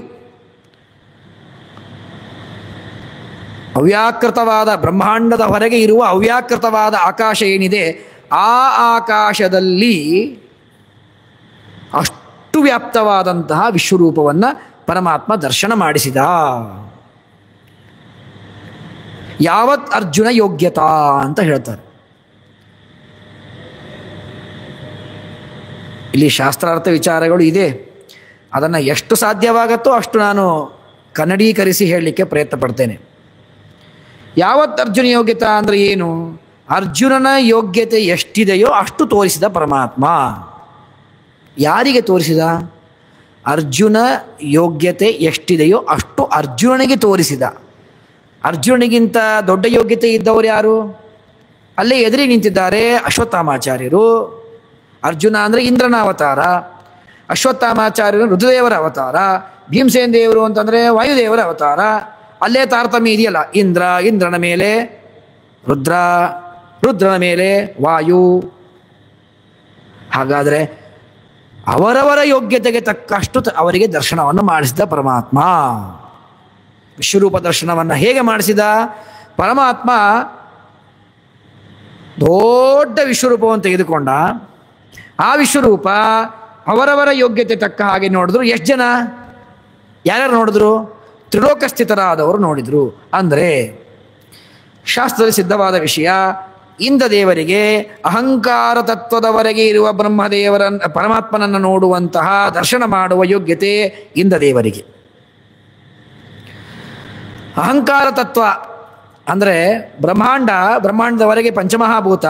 ಆ ಪಂಚಮಹಾಭೂತಗಳಾದ ಮೇಲೆ ಮನಸ್ತತ್ವ, ಬುದ್ಧಿತತ್ವ, ಅದಾದ ಮೇಲೆ ಅಹಂಕಾರ. ಆ ಅಹಂಕಾರ ತತ್ವದವರೆಗೆ ಇರುವ ಪರಮಾತ್ಮನ ರೂಪದ ದರ್ಶನ ಮಾಡುವ ಯೋಗ್ಯತೆ ಇದೆ ಇಂದ್ರನಿಗೆ ಅಂತ ಶಾಸ್ತ್ರ ನಿರ್ಣಯ ಮಾಡಿದೆ. ಹಾಗಾದರೆ ಏನಾಯಿತು? ಅನೇಕ ಪ್ರಶ್ನೆಗಳು ಬಂದಿದ್ದರೆ ಅದಕ್ಕೆ ಉತ್ತರ ಸಿಗ್ತಾ ಹೋಗುತ್ತೆ. ಅನೇಕರಿಗೆ ಹೀಗೆ ಪ್ರಶ್ನೆ, ಯುದ್ಧ ಭೂಮಿ, ಆ ಯುದ್ಧ ಭೂಮಿ ಒಳಗಡೆ ಎಷ್ಟು ಯುದ್ಧ ಭೂಮಿ ಇದೆ? ಇವಾಗಿನ ಕುರುಕ್ಷೇತ್ರ ಬಹಳ ಸಣ್ಣದ್ದು, ಆಗ ಸ್ವಲ್ಪ ದೊಡ್ಡದು ಇಟ್ಕೊಳ್ಳೋಣ. ಆ ಯುದ್ಧ ಭೂಮಿಯೊಳಗಡೆ ವಿಶ್ವರೂಪ ಅಂದರೆ ಎಷ್ಟು ಬೆಳೆದಾನ ಪರಮಾತ್ಮ ಬೆಳೆದ ಅಂದರೆ ಎಷ್ಟು ಬೆಳಿತಾನೆ ಮಹಾ ಅಂದರೆ ಪರಮಾತ್ಮ? ಇಲ್ಲ, ಪರಮಾತ್ಮ ಅಲ್ಲಿಂದ ಬೆಳೆದ ಅಂತ ಅರ್ಥ ಅಲ್ಲ. ಪರಮಾತ್ಮ ಕೆಳಗಡೆ ಪಾತಾಳದಿಂದ ಹೊರಗೆ ಇಡೀ ಅವ್ಯಾಕೃತ ಆಕಾಶ ಬೆಳೆದಂಥ ಪರಮಾತ್ಮ, ಅಷ್ಟು ಪರಮಾತ್ಮ ಬೆಳೆದ. ಲಕ್ಷ್ಮೀದೇವಿ ತನ್ನ ಯೋಗ್ಯತೆ ಎಷ್ಟಿದೆಯಲ್ಲ ಅಷ್ಟು ಪೂರ್ಣ ಲಕ್ಷ್ಮೀದೇವಿ ನೋಡಿದಳು. ಬ್ರಹ್ಮದೇವರು ಅವರಿಗೆ, ವಾಯುದೇವರು ಅವರಿಗೆ. ಯಾವತ್ ಅರ್ಜುನ ಯೋಗ್ಯತಾ ಅನ್ನೋ ಶಬ್ದಕ್ಕೆ ಅರ್ಜುನನಿಗೆ ಎಷ್ಟು ಯೋಗ್ಯತೆ ಇದೆಯೋ ಅರ್ಜುನ ನೋಡಿದ. ಹಾಗಾದರೆ ಒಂದು ಪ್ರಶ್ನೆ, ಉದಾಹರಣೆಗೆ ಬ್ರಹ್ಮಾಂಡ ಇದು ಒಂದು ಬಾಲ್, ಇದು ಬ್ರಹ್ಮಾಂಡ. ಬ್ರಹ್ಮಾಂಡದ ಈಗ ಒಳಗಡೆನೆ ಮಧ್ಯದಲ್ಲಿ ಭೂಮಿಯಲ್ಲಿ ಕುರುಕ್ಷೇತ್ರ, ಅಲ್ಲಿ ಪರಮಾತ್ಮ ವಿಶ್ವರೂಪವನ್ನು ತೋರಿಸ್ಬೇಕೀಗ. ಯುದ್ಧ ಅಂತೂ ಆದದ್ದು ಬ್ರಹ್ಮಾಂಡದಲ್ಲೇನೆ, ಭೂಮಿಯ ಮೇಲೆ. ಆ ಯುದ್ಧವನ್ನು ಆಡಬೇಕಾದಾಗ ವಿಶ್ವರೂಪವನ್ನು ತೋರಿಸುವ ಪ್ರಸಕ್ತಿ ಬಂತು. ಹಾಗಾದರೆ ಅರ್ಜುನ ಯಾವ ಗ್ರೌಂಡ್ ಲೆವೆಲಲ್ಲಿ ನಿಂತ್ಕೊಂಡಿದ್ದಾನಲ್ಲ ಅರ್ಜುನ, ಅದೇ ಗ್ರೌಂಡ್ ಲೆವೆಲಲ್ಲಿ ನಿಂತ್ಕೊಂಡಿದ್ದಾನೆ ಕೃಷ್ಣ ಅಲ್ವಾ? ಹಾಗಾದರೆ ಅರ್ಜುನ ಅಂದರೆ ಇಂದ್ರ, ಅವನು ಎಲ್ಲಿ ತನಕ ನೋಡಬಹುದು ಪರಮಾತ್ಮನನ್ನು? ಅಹಂಕಾರ ತತ್ವದವರೆಗೆ ಇರುವ ಪರಮಾತ್ಮನ ದರ್ಶನ ಮಾಡಿಕೊಳ್ಳಬಹುದು. ಪರಮಾತ್ಮ ಬೆಳೆದ, ಈ ತನಕ ಬೆಳೆದ. ಅಹಂಕಾರ ತತ್ವವನ್ನು ಮೀರಿ ಮಹತ್ತತ್ವ, ಮಹತ್ತತ್ವದ ಹೊರಗೆ ಅವ್ಯಾಕೃತ ಆಕಾಶ. ಹಾಗಾದರೆ ಏನಾಯ್ತೀಗ? ಸುಮ್ಮನೆ ನಾವು ನಮ್ಮ ಕಣ್ಣಲ್ಲಿ ಒಂದು ಪಿಕ್ಚರ್ ತಂದುಕೊಂಡ್ರೆ ಪರಮಾತ್ಮನ ಅವ್ಯಾಕೃತ ಆಕಾಶದವರೆಗೆ ಪರಮಾತ್ಮ ವ್ಯಾಪ್ತನಾಗಿದ್ದಾನೆ. ಹಾಗಾದರೆ ಅವ್ಯಾಕೃತ ಆಕಾಶಕ್ಕೆ ಪರಮಾತ್ಮ ತಲೆ ಬಂತು ಅಂತ ಇಟ್ಕೊಳ್ಳೋಣ. ಪರಮಾತ್ಮ ತಲೆ ಬಂತು, ನೆತ್ತಿ ಭಾಗ ಬಂತು. ಹಾಗಾದರೆ ಅಹಂಕಾರ ತತ್ವಕ್ಕೆ ಪರಮಾತ್ಮನ ಎದೆ ಬಂತೋ, ಹೊಟ್ಟೆ ಬಂತೋ, ಏನೋ ಒಂದು ಬಂತು. ಅಹಂಕಾರ ತತ್ವದವರೆಗೆ ದರ್ಶನ ಮಾಡಿಕೊಂಡ ಇಂದ್ರ ಅರ್ಜುನ ಅಂತ ಆದರೆ ಹಾಗಾದರೆ ಅವನಿಗೆ ಮುಖನೇ ಕಾಣಲಿಲ್ಲ, ಎದೆ ತನಕ ಅಷ್ಟೇ ಕಾಣಿಸ್ತು. ಯಾಕಂದ್ರೆ ನಿಂತವರಿಬ್ಬರು ಗ್ರೌಂಡ್ ಲೆವೆಲ್ ನಿಂತಿದ್ದಾರೆ. ಇವನು ಗ್ರೌಂಡ್ ಲೆವೆಲ್ಲೇ, ಅವನು ಗ್ರೌಂಡ್ ಲೆವೆಲ್ ನಿಂತಿದ್ದಾನೆ. ಯಾವ ಅರ್ಜುನ ಯಾವ ಭೂಮಿ ಮೇಲೆ ನಿಂತಿದ್ದಾನೋ ಕೃಷ್ಣನು ಅದೇ ಭೂಮಿ ಮೇಲೆ ನಿಂತಿದ್ದಾನಲ್ಲ, ಅಲ್ಲಿ ನಿಂತಿದ್ದಾನೆ ಅಂತ ಅಂದಮೇಲೆ ಬೆಳೆದ ಅಂದರೆ ಮೇಲ್ ನೋಡಿದ, ತನಕ ನೋಡಿದ. ತನ್ನ ದೃಷ್ಟಿ ಹೋಗಿದ್ದು ಅಹಂಕಾರ ತತ್ವದವರೆಗೆ. ಅಹಂಕಾರ ತತ್ವದವರೆಗೆ ಭಗವಂತನ ವಿಶ್ವರೂಪ ನೋಡಿದ, ಅದರ ಮೇಲೆ ನೋಡಲಿಲ್ಲ, ನೋಡ್ಲಿಕ್ಕಾಗೋದಿಲ್ಲ. ಹಾಗಾದರೆ ಅದರ ಮೇಲೆ ಇರುವ ಭಾಗವ ಅವನು ಕಣ್ಣಿಗೆ ಕಾಣಿಸ್ಲಿಲ್ಲ. ಅಂದರೆ ಭಗವಂತನ ಎದೆ ಭಾಗ ತನಕ ಕಾಣಿಸ್ತು, ಮುಖ ತನಕ ಕಾಣಿಸ್ಲಿಲ್ಲ. ಹಾಗಲ್ಲ. ಮುಂದೆ ಪ್ರತಿಯೊಂದು ಶ್ಲೋಕಗಳಲ್ಲೂ ಅದಕ್ಕೆ ವ್ಯವಸ್ಥೆಯನ್ನು ಮಾಡಿಕೊಡ್ತಾರೆ. ಒಂದು ರೂಪದೊಳು ಅನಂತ ರೂಪವನಿಟ್ಟು ಅಂತ ದಾಸರು ಹೇಳ್ತಾರೆ. ಶ್ರೀಮದಾಚಾರ್ಯರು ಹೇಳ್ತಾರೆ, ಪರಮಾತ್ಮನ ಅಕ್ಷಿ ಅಂದರೆ ಕಪಿಲ, ಅಕ್ಷಿಸ್ತಃ ಕಪಿಲ ಅಂತ ಹೇಳ್ತಾರೆ. ಕಪಿಲ ನಾಮಕನಾದ ಪರಮಾತ್ಮ ಇದ್ದಾನಲ್ಲ, ಈ ಏನು ಪರಮಾತ್ಮ ಇದ್ದಾನೆ ಮೂಲ ರೂಪ, ಅವನ ಕಣ್ಣು ಅದು ಕಪಿಲ ನಾಮಕ ಪರಮಾತ್ಮ ಇದ್ದಾನೆ. ಹಾಗಾದರೆ ಕಪಿಲನಿಗೆ ಕಣ್ಣಿದೆಯೋ ಇಲ್ಲೋ? ಕಪಿಲ ನಾಮಕ ಪರಮಾತ್ಮನಿಗೆ ಒಂದು ಕಣ್ಣು ಬೇಕಲ್ಲ, ಬೇಕೋ ಬೇಡೋ? ಬೇಕು. ಕಪಿಲನಿಗೆ ಕಣ್ಣು ಬೇಕು ಅಂದರೆ ಆ ಕಪಿಲನ ಕಣ್ಣಿನಲ್ಲಿ ಮತ್ತೊಂದು ರೂಪ ಬೇಕಲ್ಲ, ಆ ರೂಪಕ್ಕೆ ಮತ್ತೆ ಕಪಿಲನೇ ಕಣ್ಣಲ್ಲ. ಒಂದು ರೂಪದೊಳು ಅನಂತ ರೂಪವನ್ನಿಟ್ಟು, ಇದೆಲ್ಲ ಯೋಗ್ಯತೆ ಮೇಲೆ ಹೋಗ್ತದೆ, ಇದೆಲ್ಲ ಯೋಗ್ಯತೆ ಮೇಲೆ ಡಿಪೆಂಡ್ಸ್ ಆಗೋದು. ನನಗೆ ಸೈಟ್ ಇದೆ, ನನಗೆ ಇದು ನನಗೆ ಕಾಣಿಸುತ್ತೆ, ಅದು ಕಾಣಿಸಲ್ಲ. ಸೈಟ್ ಇಲ್ದಿರೋರಿಗೆ ಅದು ಕಾಣಿಸುತ್ತೆ, ಅದಕ್ಕಿಂತ ಮುಂದಿದ್ದು ಕಾಣಿಸುತ್ತೆ. ಅದು ಅವರವರ ಯೋಗ್ಯತೆ ಮೇರೆಗೆ. ಅರ್ಜುನ ಪರಮಾತ್ಮನ ಅವ್ಯಾಕೃತವಾದ ಆಕಾಶ ಪರ್ಯಂತದ ರೂಪವನ್ನು ನೋಡಲಿಲ್ಲ. ಹಾಗಾದರೆ ಅಹಂಕಾರ ತತ್ವದವರೆಗೆ ಅಂತಂದರೆ ಅಲ್ಲಿ ಕೇವಲ ಪರಮಾತ್ಮ ಅವನು ಎದೆ ಬಂದುಬಿಡ್ತು, ಅಲ್ಲಿಂದ ಕೆಳಗೆ ನೋಡಿದ ಗ್ರೌಂಡ್ ಲೆವೆಲ್ ತನಕ, ಮೇಲೆ ನೋಡಲಿಲ್ವ? ಹಂಗಲ್ಲ. ಪರಮಾತ್ಮನ ಕಾಲಿನ ಉಗುರಿನಲ್ಲೂ ಒಂದು ಪರಮಾತ್ಮನ ರೂಪ, ಅಲ್ಲಿ ಮತ್ತೆ ಪರಮಾತ್ಮನ ರೂಪ, ಅಲ್ಲಿ ಮತ್ತೆ ಪರಮಾತ್ಮನ ರೂಪ. ಆ ರೂಪಗಳಲ್ಲಿ ಏನೇನಿದೆ ಅನ್ನೋದನ್ನು ಮುಂದೆ ಹೇಳ್ತಾರೆ. ಬರೀ ಪರಮಾತ್ಮನ ರೂಪ ಅಂದರೆ ಕೈ ಕಾಲು ಕಣ್ಣು ಅಲ್ಲ. ಜಗತ್ತೇನಿದೆಯೋ ಎಲ್ಲವೂ ಜಗತ್ತನ್ನೋ ಶಬ್ದಕ್ಕೆ ಬಿಡಿಸಿ ಕೃಷ್ಣನೇ ಹೇಳ್ತಾನೆ ಮುಂದೆ ಏನೇನಿದೆ ಅಂತ ಅನ್ನೋದನ್ನು. ಇದಕ್ಕೆ ಸರಿಯಾದ ಉದಾಹರಣೆ ಕೊಡಬೇಕು ಅಂದರೆ, ಯಾರು BP ಪೇಷಂಟ್ ಇರ್ತಾರಲ್ಲ, BP ಪೇಷಂಟ್ಗೆ BP ಲೋ ಆದರೆ ಏನು ಮಾಡಬೇಕು? ಅವನಿಗೆ ಮಾತ್ರೆ ಇಲ್ಲ. ಆರಾಧನೆಗೆ ಮಠಕ್ಕೆ ಊಟಕ್ಕೆ ಬಂದಿದ್ದಾರೆ ಭಕ್ತರು. ಆ ಭಕ್ತರಿಗೆ ಒಮ್ಮೆಲೆಗೆ ಕೊಲ್ಯಾಪ್ಸ್ ಆದ, ಬಿದ್ದ ಕೆಳಗಡೆ, ಸುಸ್ತಾಯಿತು. ಚೆಕ್ ಮಾಡಿದ್ರು ಪಲ್ಸ್ ಡೌನ್ ಆಗಿದೆ, ಬಿ ಪಿ ಲೋ ಆಗಿದೆ, ಮಾತ್ರೆ ಇಲ್ಲ. ಏನು ಮಾಡಬೇಕು? ಏನು ಮಾಡೋ ಕಾರಣ ಇಲ್ಲ. ಯಾರೋ ಡಾಕ್ಟರ್ ಏನು ಮಾಡ್ತಾರೆ, ಅವನ ಎರಡೂ ಕಾಲುಗಳನ್ನು ಮೇಲೆತ್ತಾರೆ. ಹೀಗೆ ಯಾಕೆ ಎತ್ತಾರೆ? ಯೋಗಾಸನ ಮಾಡಿಸ್ಬೇಕು ಅವನ ಕಡೆಯಿಂದ ಅಲ್ಲ, ಸಿಂಪಲ್. ಎತ್ತಿಬಿಟ್ರೆ ಎಲ್ಲ ರಕ್ತ ಕೆಳಗೆ ಬರುತ್ತೆ, ಹೃದಯಕ್ಕೆ ಒತ್ತಡ ಹೆಚ್ಚಾಗತ್ತೆ, ಪಂಪ್ ಸರಿಯಾಗಿ ಮಾಡುತ್ತೆ, ಬಿ ಪಿ ಡೌನ್ ಇದ್ದಿದ್ದು ನಾರ್ಮಲ್ ಆಗುತ್ತೆ. ಇಷ್ಟೇ ಮೆಥಡ್. ಇದಕ್ಕೂ ನಮಗೂ ಏನು ಸಂಬಂಧ? ಏನು ಸಂಬಂಧ ಅಂದರೆ, ಭಗವಂತನ ರೂಪಗಳ ವಿಶ್ವರೂಪ ಏನು ತೋರಿಸಿದ ಭಗವಂತ ಹೇಗಿದೆ ಅಂದರೆ, ಒಂದೇ ಭೂಮಿಯಲ್ಲೇನೆ ಒಂದೇ ಲೆವೆಲಲ್ಲಿ ನಿಂತ್ಕೊಂಡಿದ್ದಾನೆ ಅರ್ಜುನ ಮತ್ತು ಕೃಷ್ಣ. ಸರಿ, ಆ ಅರ್ಜುನ ಯಾವ ಗ್ರೌಂಡ್ ಲೆವೆಲಲ್ಲಿ ಪರಮಾತ್ಮನ ಕಾಲಿದೆ ಅಂತ ನಾವೇನು ತಿಳ್ಕೊತಾ ಇದ್ದೀವಿ, ಆ ಕಾಲಿರೋ ಜಾಗದಲ್ಲೇನೆ ಪರಮಾತ್ಮನ ಒಂದು ಪುಟ್ಟ ರೂಪ ಇದೆ, ವಿಶ್ವರೂಪ. ಎಲ್ಲ ಜಗತ್ತನ್ನು ಒಳಗೊಂಡಂತಹ ವಿಶ್ವರೂಪ ಇದೆ. ಅದರ ಮೇಲೆ ಬಂದರೆ ಮತ್ತು ಅಲ್ಲೊಂದು ವಿಶ್ವರೂಪ ಇದೆ, ಅಂದರೆ ಸಣ್ಣ ರೂಪ, ದೊಡ್ಡ ರೂಪ, ದೊಡ್ಡ ರೂಪ, ದೊಡ್ಡ ರೂಪ, ದೊಡ್ಡ ರೂಪ. ಆದರೆ ಪ್ರತಿಯೊಂದು ರೂಪದಲ್ಲಿಯೂ ಕೂಡ ಪರಮಾತ್ಮನ ಕಣ್ಣು, ಕೈ, ಕಾಲು, ಕಿವಿ, ಇಡೀ ಜಗತ್ತೇನಿದೆ ಎಲ್ಲವೂ ತೋರ್ತಾ ಇದೆ, ಅದರೊಳಗಡೆ ಎಲ್ಲವೂ ತೋರ್ತಾ ಇದೆ. ಅಷ್ಟೇ, ಅದು ಅಹಂಕಾರ ತತ್ವದವರೆಗೆ ಮಾತ್ರ ತೋರ್ತಾ ಇದೆ. ಹೇಗೆ? ನಮ್ಮ ದೇಹದಲ್ಲಿ ನಾನು ನಾರ್ಮಲ್ ಆಗಿ ಈಗ ಇದ್ದೇನೆ, ಉಸಿರಾಡ್ತಾ ಇದ್ದೇನೆ ಅಂದರೆ ಪಂಪ್ ಆಗ್ತಾ ಇದೆ ರಕ್ತ. ಎಲ್ಲಿ ತನಕ ನನ್ನ ರಕ್ತ ಸಂಚಾರ ಆಗ್ತಾ ಇದೆ?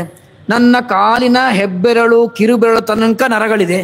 ಆ ನರಗಳಲ್ಲಿ ರಕ್ತದ ಧಮನಿ, ಆ ರಕ್ತದ ಧಮನಿಯೊಳಗೆ ರಕ್ತ ಹಾಯ್ದು ಬರ್ತಾ ಇದೆ, ಹೀಗೆ ಸ್ವಚ್ಛ ತಿರುಗ್ತಾ ಇದೆ ರಕ್ತ.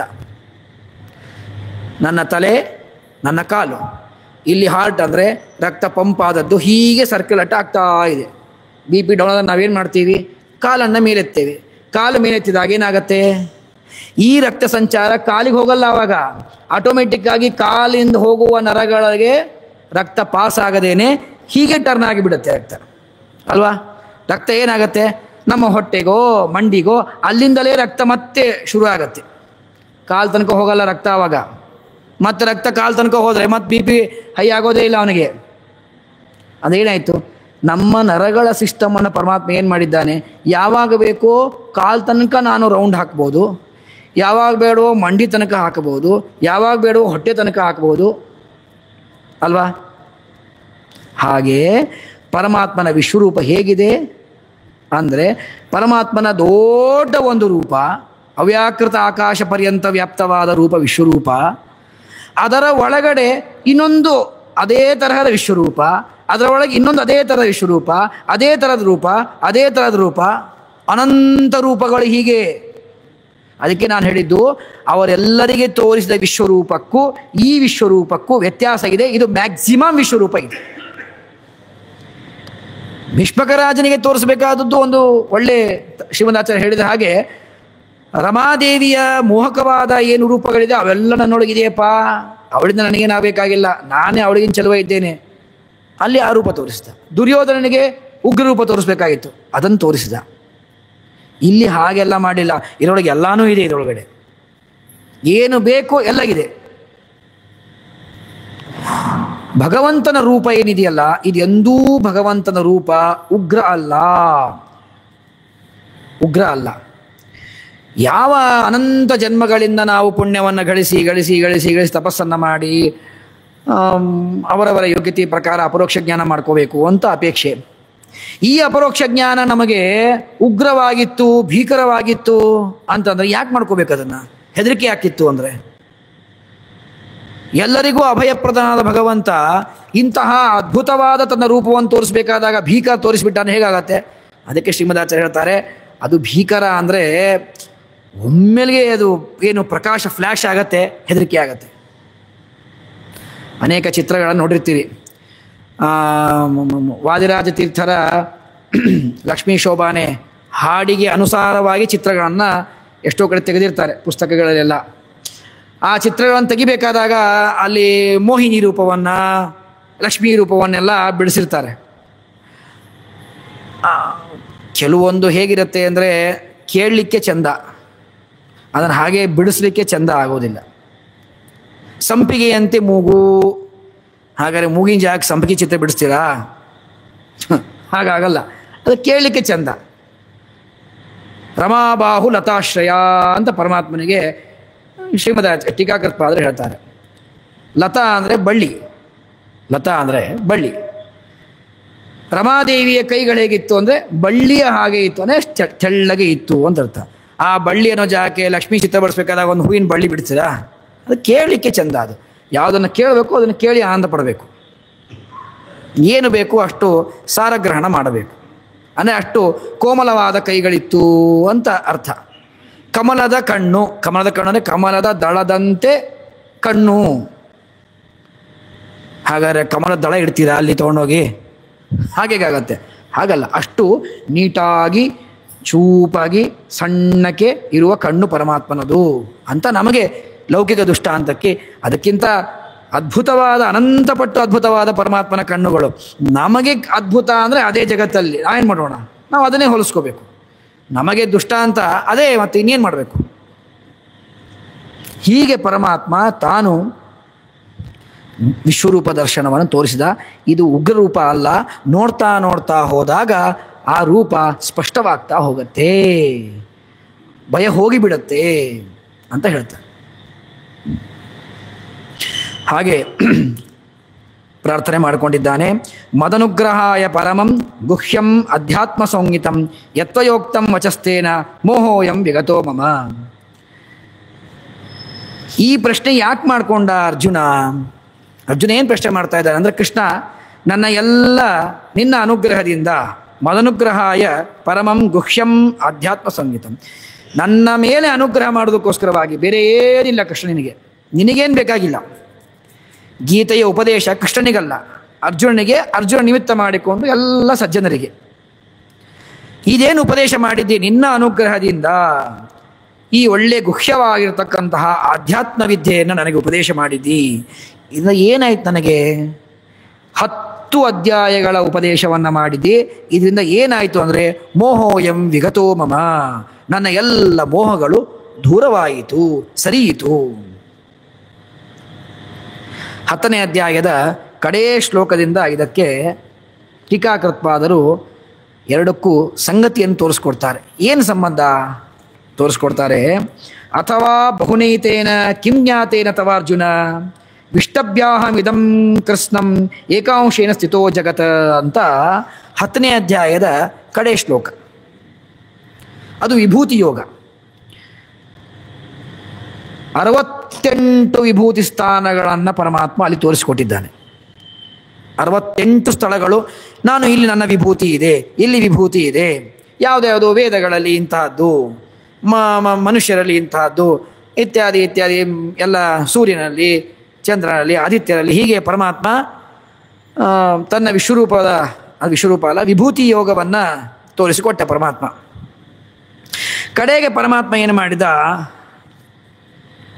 ಶ್ರೀಮದಾಚಾರ್ಯರ ಭಾಷೆ ಹೇಳ್ತದೆ, ಯಥಾ ಶ್ರುತೆ ಧ್ಯಾನಂ ಶಕ್ಯಂ ತಥಾ ಸ್ವರೂಪಸ್ಥಿತಿ ಅನೇನ ಅಧ್ಯಾಯೇನ ಉಚ್ಯತೆ. ಇದು ವಿಶ್ವರೂಪ ದರ್ಶನ ಯೋಗ ಅಧ್ಯಾಯ, ವಿಶ್ವರೂಪ ಅಧ್ಯಾಯ. ಭಗವಂತನ ವಿಶ್ವರೂಪ ದರ್ಶನ ನಮಗೆ ಇಲ್ಲಿ ಆಗ್ತದೆ.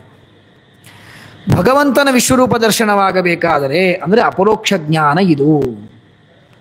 ಯಾರ್ಯಾರು ಅಪರೋಕ್ಷ ಜ್ಞಾನಿಗಳು ಸಜ್ಜನರು ಇದ್ದರು ಅವರೆಲ್ಲರಿಗೂ ಈ ರೂಪ ಕಂಡಿದೆ, ಎಲ್ಲರಿಗೂ ಈ ರೂಪ ಕಂಡಿದೆ. ಇದು ಯಾವ ಸಂಶಯ ಬೇಡ.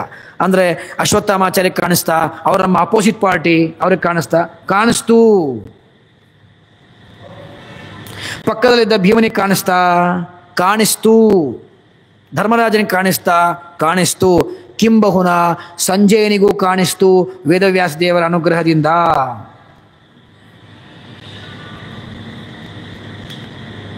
ಆ ಸಂಜಯ ಕೂಡ ವಿಶ್ವರೂಪ ದರ್ಶನ ಮಾಡ್ತಾ ಹೇಳ್ತಾ ಹೋಗ್ತಾ ಇದ್ದಾನೆ. ಸಂಜಯನೇ ಹೇಳ್ತಾನೆ, ಧೃತರಾಷ್ಟ್ರ ಕೇಳು, ಹೀಗೆ ವಿಶ್ವರೂಪ ತೋರಿಸ್ತಾ ಇದ್ದಾನೆ, ಹೀಗೆ ಇದೆ ವಿಶ್ವರೂಪ.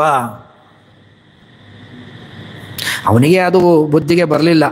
ಇವೆಲ್ಲ ಮಹಾಭಾರತ ಶ್ರವಣ ಮಾಡ್ತಾ ಇದ್ದೀರಿ, ಆಚಾರ್ಯರು ಮಹಾಭಾರತ ಹೇಳ್ತಾ ಇದ್ದಾರೆ. ಮುಂದೆ ಕರ್ಣಪರ್ವದಲ್ಲಿ ಬರುತ್ತೆ. ಕರ್ಣಪರ್ವದಲ್ಲಿ ಬಂದಾಗ ಇದೇ ಧೃತರಾಷ್ಟ್ರ ಇದೆಲ್ಲ ಉಲ್ಲೇಖ ಮಾಡ್ತಾನೆ. ಮಹಾಭಾರತ ವೇದವ್ಯಾಸ ದೇವರು ಒಂದು ಮಾತು ಹೇಳ್ತಾರೆ, ಜಗತ್ತಿನಲ್ಲಿ ಯಾವುದೇ ಒಂದು ವ್ಯಸನ ಇದ್ದರೂ ಅದಕ್ಕೆ ಔಷಧಿ ಇದೆ ಅಂತೆ. ಯಾವುದೇ ವ್ಯಸನ ಇರಲಿ ಅದಕ್ಕೆ ಔಷಧಿ ಇದೆ. ವ್ಯಸನ ಅಂದರೆ ಚಟ, ಯಾವುದೇ ಚಟಕ್ಕೆ ಔಷಧಿ ಇದೆ, ಪುತ್ರ ವ್ಯಸನಕ್ಕೆ ಔಷಧಿ ಇಲ್ಲಪ್ಪ.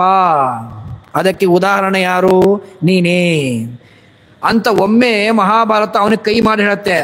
ಒಂದ್ಸತಿ ಮಹಾಭಾರತ ಕೈ ಮಾಡಿದ್ರೆ ಧೃತರಾಷ್ಟ್ರ ತನಗೆ ತಾನು 10 ಸತಿ ಹೇಳ್ಕೋತಾನೆ, ಹೌದು ನನಗೆ ಪುತ್ರ ವ್ಯಾಮೋಹದಿಂದ ನಾನು ಹಾಳಾದೆ, ಪುತ್ರ ವ್ಯಾಮೋಹದಿಂದ ಹಾಳಾದೆ.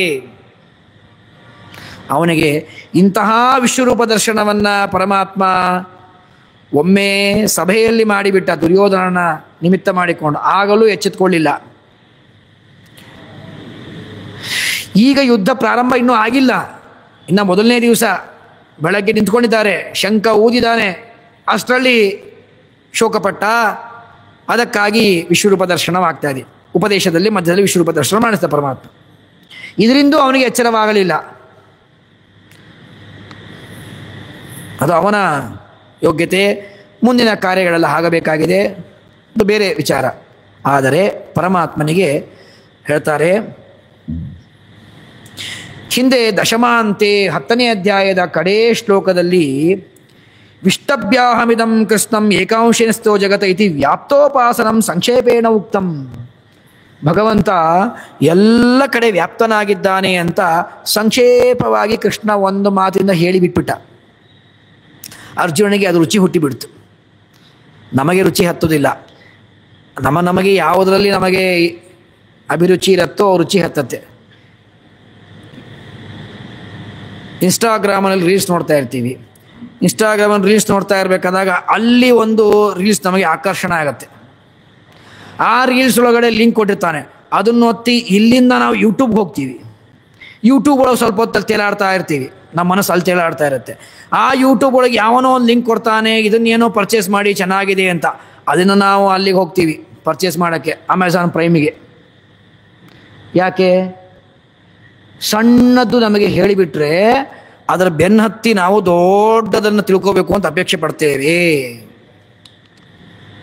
ಅರ್ಜುನನಿಗೆ ಹಾಗೆ ಅಪೇಕ್ಷೆ ಆಯಿತು ಅಂತ ಟೀಕಾರ ಹೇಳ್ತಾರೆ. ಸಂಕ್ಷೇಪವಾಗಿ ಕೃಷ್ಣ ವ್ಯಾಪ್ತೋಪಾಸನೆಯನ್ನು ಮಾಡಬೇಕು ಅಂತ ಶ್ಲೋಕದಲ್ಲಿ ಹೇಳಿದ. ಅವನಿಗೆ ಅದು ರುಚಿ ಹತ್ತಿತು. ಓಹೋ, ಏನದು ವ್ಯಾಪ್ತೋಪಾಸನೆ, ಹೇಗಿದೆ ಅದು ನೋಡಬೇಕಲ್ಲ, ನಾನು ಉಪಾಸನೆ ಮಾಡಬೇಕು ಅನ್ನೋ ದರ್ಶನ ಮಾಡ್ಕೋಬೇಕು, ನನಗೆ ಬೇಕು ಅದು ಅಂತ ಅವನಿಗೆ ಮನಸ್ಸಿನಲ್ಲಿ ತಳಮಳ ಶುರು ಆಯಿತು. ಪ್ರಶ್ನೆ ಮಾಡಿಬಿಟ್ಟ, ತೋರಿಸ್ತೀಯಾ ಕೃಷ್ಣ? ಆ ರೂಪ ತೋರಿಸ್ತೀಯ, ನನಗೆ ನೋಡಬೇಕಾಗಿದೆ. ಅದಕ್ಕೆ ಹೇಳ್ತಾರೆ, ವ್ಯಾಪ್ತೋಪಾಸನಂ ಸಂಕ್ಷೇಪೇಣ ಉಕ್ತಂ ನಚ ಸಂಕ್ಷೇಪೇಣ ಉಕ್ತಸ್ಯ ಧ್ಯಾನಂ ಶಕ್ಯಂ. ಸಂಕ್ಷೇಪವಾಗಿ ಹೇಳಿದ್ದನ್ನು ಹೆಂಗ್ರಿ ಧ್ಯಾನ ಮಾಡೋದು? ಕೃಷ್ಣ ಅರ್ಜುನ ಹೇಳ್ತಾ ಇದ್ದಾನೆ, ಧ್ಯಾನ ಮಾಡಬೇಕು. ಹೇಗೆ ಧ್ಯಾನ ಮಾಡಬೇಕು? ಸಂಕ್ಷೇಪವಾಗಿ ಹೇಳಿಬಿಟ್ರೆ ಹೇಗೆ ಧ್ಯಾನ ಮಾಡಬೇಕು? ವಿಸ್ತಾರವಾಗಿ ಹೇಳಬೇಕು ಅಂದರೆ ಅದರ ದರ್ಶನವಾಗಬೇಕು, ಉಪದೇಶವಾಗಬೇಕು. ಮಾಡು ಪರಮಾತ್ಮ. ಅತಃ ಯಥಾಭೂತೆ ವ್ಯಾಪ್ತರೂಪೇ ವಿಸ್ತರೇಣ ಶ್ರುತೆ ಧ್ಯಾನಂ ಶಕ್ಯಂ ಭವತಿ ತಥಾಭೂತಸ್ಯ ಸ್ವರೂಪಸ್ಥಿತಿ ಅರ್ಜುನಾಯ ಪ್ರದರ್ಶಿತಸ್ಯ. ಅರ್ಜುನನಿಗೆ ಪ್ರದರ್ಶನ ಮಾಡಿದ ಕೃಷ್ಣ, ಅವನು ಪ್ರಾರ್ಥನೆ ಮಾಡಿದ, ಪ್ರದರ್ಶನ ಮಾಡಿದ ಕೃಷ್ಣ.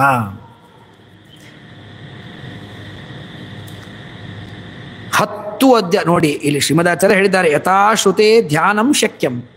ಹೇಗೆ ಶ್ರವಣವನ್ನ ಮಾಡಿದರೆ ನಮಗೆ ಧ್ಯಾನ ಮಾಡಲಿಕ್ಕೆ, ಶ್ರವಣ ಮನನ ನಿಧಿಧ್ಯಾಸನ, ಅದಾದ ಮೇಲೆ ಅಪರೋಕ್ಷ ಜ್ಞಾನ.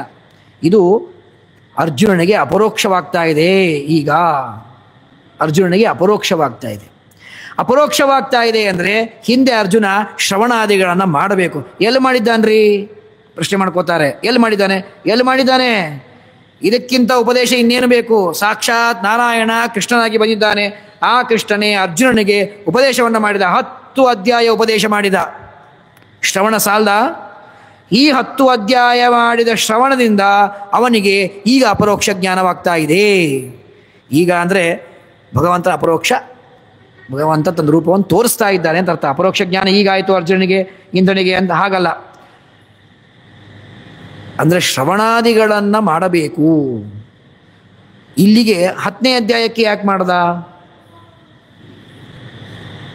ಸುಮ್ಮನೆ ನಾವು ತಿಳ್ಕೊಳ್ಳಿಕ್ಕೆ. 10ನೇ ಅಧ್ಯಾಯಕ್ಕೆ ಯಾಕೆ ಮಾಡಿದ? 9ನೇ ಅಧ್ಯಾಯದಲ್ಲೇ ವಿಶ್ವರೂಪ ತೋರಿಸ್ಬೇಕಾಗಿತ್ತು ಅಲ್ವಾ? ಯಾಕೆ ಅಂದರೆ 10 ಅಂದರೆ ದಶ ಶತ ಸಹಸ್ರ ಇವೆಲ್ಲ ಪೂರ್ಣವಾಚಕ. ಸಾಧಾರಣ ದಶಮಿ ತಿಥಿ ಅಂದರೆ ಪೂರ್ಣಾತಿಥಿ ಅಂತ ಕರಿತೀವಿ ಅಲ್ವಾ. ಅದಕ್ಕಾಗಿಯೇ ಶ್ರೀಮದಾಚಾರ್ಯಗೆ ಪೂರ್ಣ ಪ್ರಜ್ಞಾ ದಶ ಪ್ರಮತಿ ಅಂತ ಹೆಸರು ಅವರಿಗೆ. ಪೂರ್ಣ ಅಂದರೆ ದಶ, ದಶ ಅಂದರೆ ಪೂರ್ಣ. ಅದಕ್ಕಾಗಿ ಶ್ರೀಮದಾಚಾರ್ಯರಿಗೆ ಪೂರ್ಣ ಪ್ರಜ್ಞಾ ಅಂದರೆ ಏನು, ದಶ ಪ್ರಮತಿ ಅಂತ ಅವ್ರು ನಾವು ಕರಿತೇವೆ. ಅಂದರೆ 10 ಅಧ್ಯಾಯಗಳಿಂದ ಶ್ರವಣವನ್ನು ಪೂರ್ತಿಯಾಗಿ ಶ್ರವಣ ಮಾಡಿದ ಅಂತ ಅರ್ಥ. ಪೂರ್ಣವಾಗಿ ಶ್ರವಣ ಮಾಡಿದ, ಆಮೇಲೆ ಭಗವಂತ ಅವನಿಗೆ ದರ್ಶನ ನೀಡಿದ. ಅರ್ಧಂಬರ್ಧ ಶ್ರವಣ ಮಾಡಿ ಏನೋ ಕಾಟಾಚಾರ್ಯಕ್ಕೆ ಮಾಡದೆ, ಇಲ್ಲ ಇಲ್ಲ, ಪೂರ್ಣವಾಗಿ ಶ್ರವಣ ಮಾಡಿದ್ದಾನೆ ಅರ್ಜುನ ಅಂತ ತೋರಿಸ್ಲಿಕ್ಕೆ 10 ಅಧ್ಯಾಯ ಮುಗಿಸಿ 11ನೇ ಅಧ್ಯಾಯದಲ್ಲಿ ಕೃಷ್ಣ ಅವನಿಗೆ ತನ್ನ ವಿಶ್ವರೂಪವನ್ನು ತೋರಿಸಿಕೊಟ್ಟ. ಹೀಗೆ ಪರಮಾತ್ಮ ತಾನು ಇದನ್ನು ವ್ಯವಸ್ಥೆ ಮಾಡಿಕೊಟ್ಟ. ಇನ್ನು ಇನ್ನೊಂದು ನಾವು ವಿಚಾರ ಮಾಡಬೇಕು. ಅಪರೋಕ್ಷ ಜ್ಞಾನವನ್ನು ಕೊಡಲಿಕ್ಕೆ ಸಾಮರ್ಥ್ಯ ಇರೋದು ಪರಮಾತ್ಮನಿಗೊಬ್ಬನಿಗೇನೇ, ಇನ್ಯಾರಿಗೂ ಇಲ್ಲ. ನೀ ಹೇಗೆ ಹೇಳ್ತೀರಿ? ಶಾಸ್ತ್ರ ಬೇಕಾದಷ್ಟು ಹೇಳುತ್ತೆ, ಅದ್ಯಾವುದು ಬೇಡ. ಶಾಸ್ತ್ರವನ್ನು ಬಿಟ್ಟು ಸುಮ್ಮನೆ ನಾವು ಇಲ್ಲಿ ಹೇಳಿದ ವಿಚಾರಗಳನ್ನು ವಿಮರ್ಶೆ ಮಾಡಿದ್ರೆ ಗೊತ್ತಾಗ್ಬಿಡುತ್ತೆ.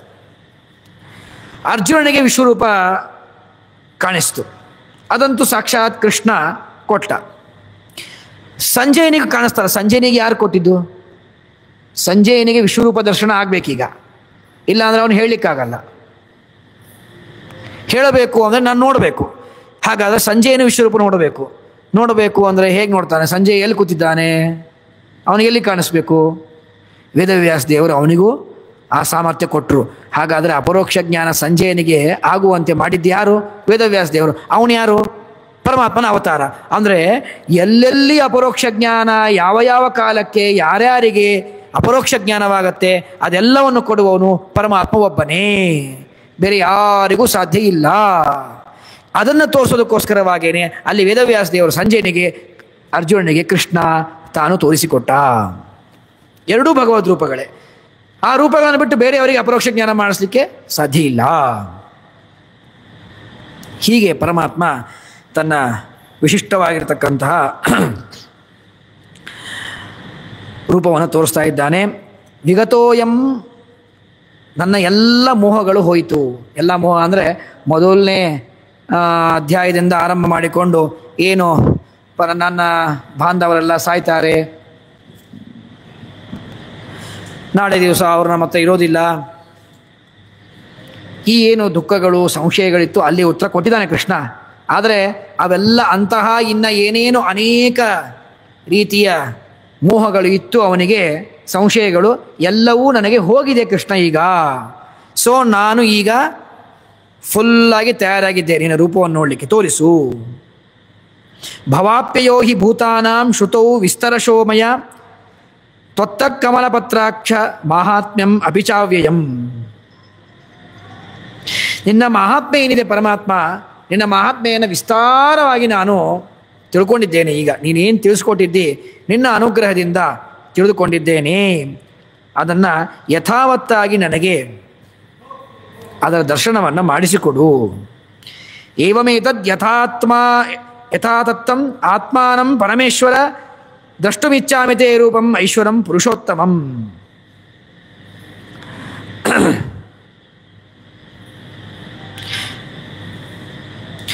ಪರಮಾತ್ಮ ನೀನೇನು ನನಗೆ ದರ್ಶನವನ್ನು ಮಾಡಿಸ್ತಿ, ನಾನೇ ನಿನ್ನ ಜ್ಞಾನವನ್ನು ಮಾಡಿಕೊಂಡಿದ್ದೇನೆ ಎಷ್ಟು ತನಕ. ಇದೆಲ್ಲವೂ ಕೂಡ ಸತ್ಯವಾದ ಜ್ಞಾನ, ಇದರಲ್ಲಿ ಯಾವುದು ಸುಳ್ಳಿಲ್ಲ. ಯಾವುದು ಇಲ್ಲದೇ ಇರುವಂತಹದನ್ನು ನೀನು ನನಗೆ ತೋರಿಸ್ಕೊಡ್ತಾ ಇದ್ದಿ ಅಂತೂ ಅಲ್ಲ. ಎಲ್ಲ ಇದ್ದದ್ದು ಏನು ನೀನು ಸತ್ಯವಾಗಿ ನನಗೆ ಉಪದೇಶ ಮಾಡಿದ್ದಿ ಅದನ್ನೇ ನಾನು ತಿಳ್ಕೊಂಡಿದ್ದೇನೆ. ಅದರ ಮುಂದೆ ಕೇಳ್ತಾನೆ, ಮನ್ಯಸೆ ಯದಿ ತಚ್ಛಕ್ಯಂ ಮಯಾ ದ್ರಷ್ಟುಮಿತಿ ಪ್ರಭೋ ಯೋಗೇಶ್ವರ ತಥೋ ಮೇ ತ್ವಂ ದರ್ಶಯಾತ್ಮಾನಮವ್ಯಯಂ. ಮನ್ಯಸೆ ಯದಿ ತಚ್ಛಕ್ಯಂ, ಗಡಿಬಿಡಿ ಮಾಡಿದ ಅಂತ ಅನ್ಸತ್ತೆ ಅರ್ಜುನ.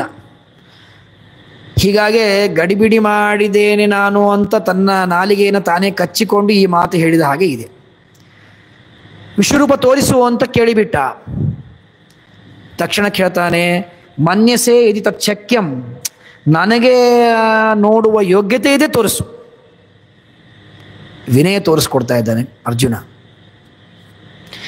ನಾನು ಶ್ರವಣ ಮಾಡಿದ್ದೀನಿ ರೀ, ನಾನು ಶ್ರವಣ ಮಾಡಿದ್ದೀನಿ, ನಾನು ಇವತ್ತು ಸೇವೆಗೆ ಊಟಕ್ಕೆ ಬರ್ತಿದ್ದೀವಿ, 4 ಜನ ಹಸ್ತೋದಕ್ಕೆ ಬರ್ತೀವಿ ಆಚಾರ್ಯ, ಫೋನ್ ಮಾಡಿದ್ದೀನಿ, ನಾನು ಪೇಮೆಂಟ್ನ ಫೋನ್ಪೇಲಿ ಕಳಿಸ್ತೇನೆ, ಊಟಕ್ಕೆ ಬರ್ತೇನೆ. ನಾನು ಎಲ್ರಿ ಊಟ ಇವತ್ತು ನಿಮ್ಮದು?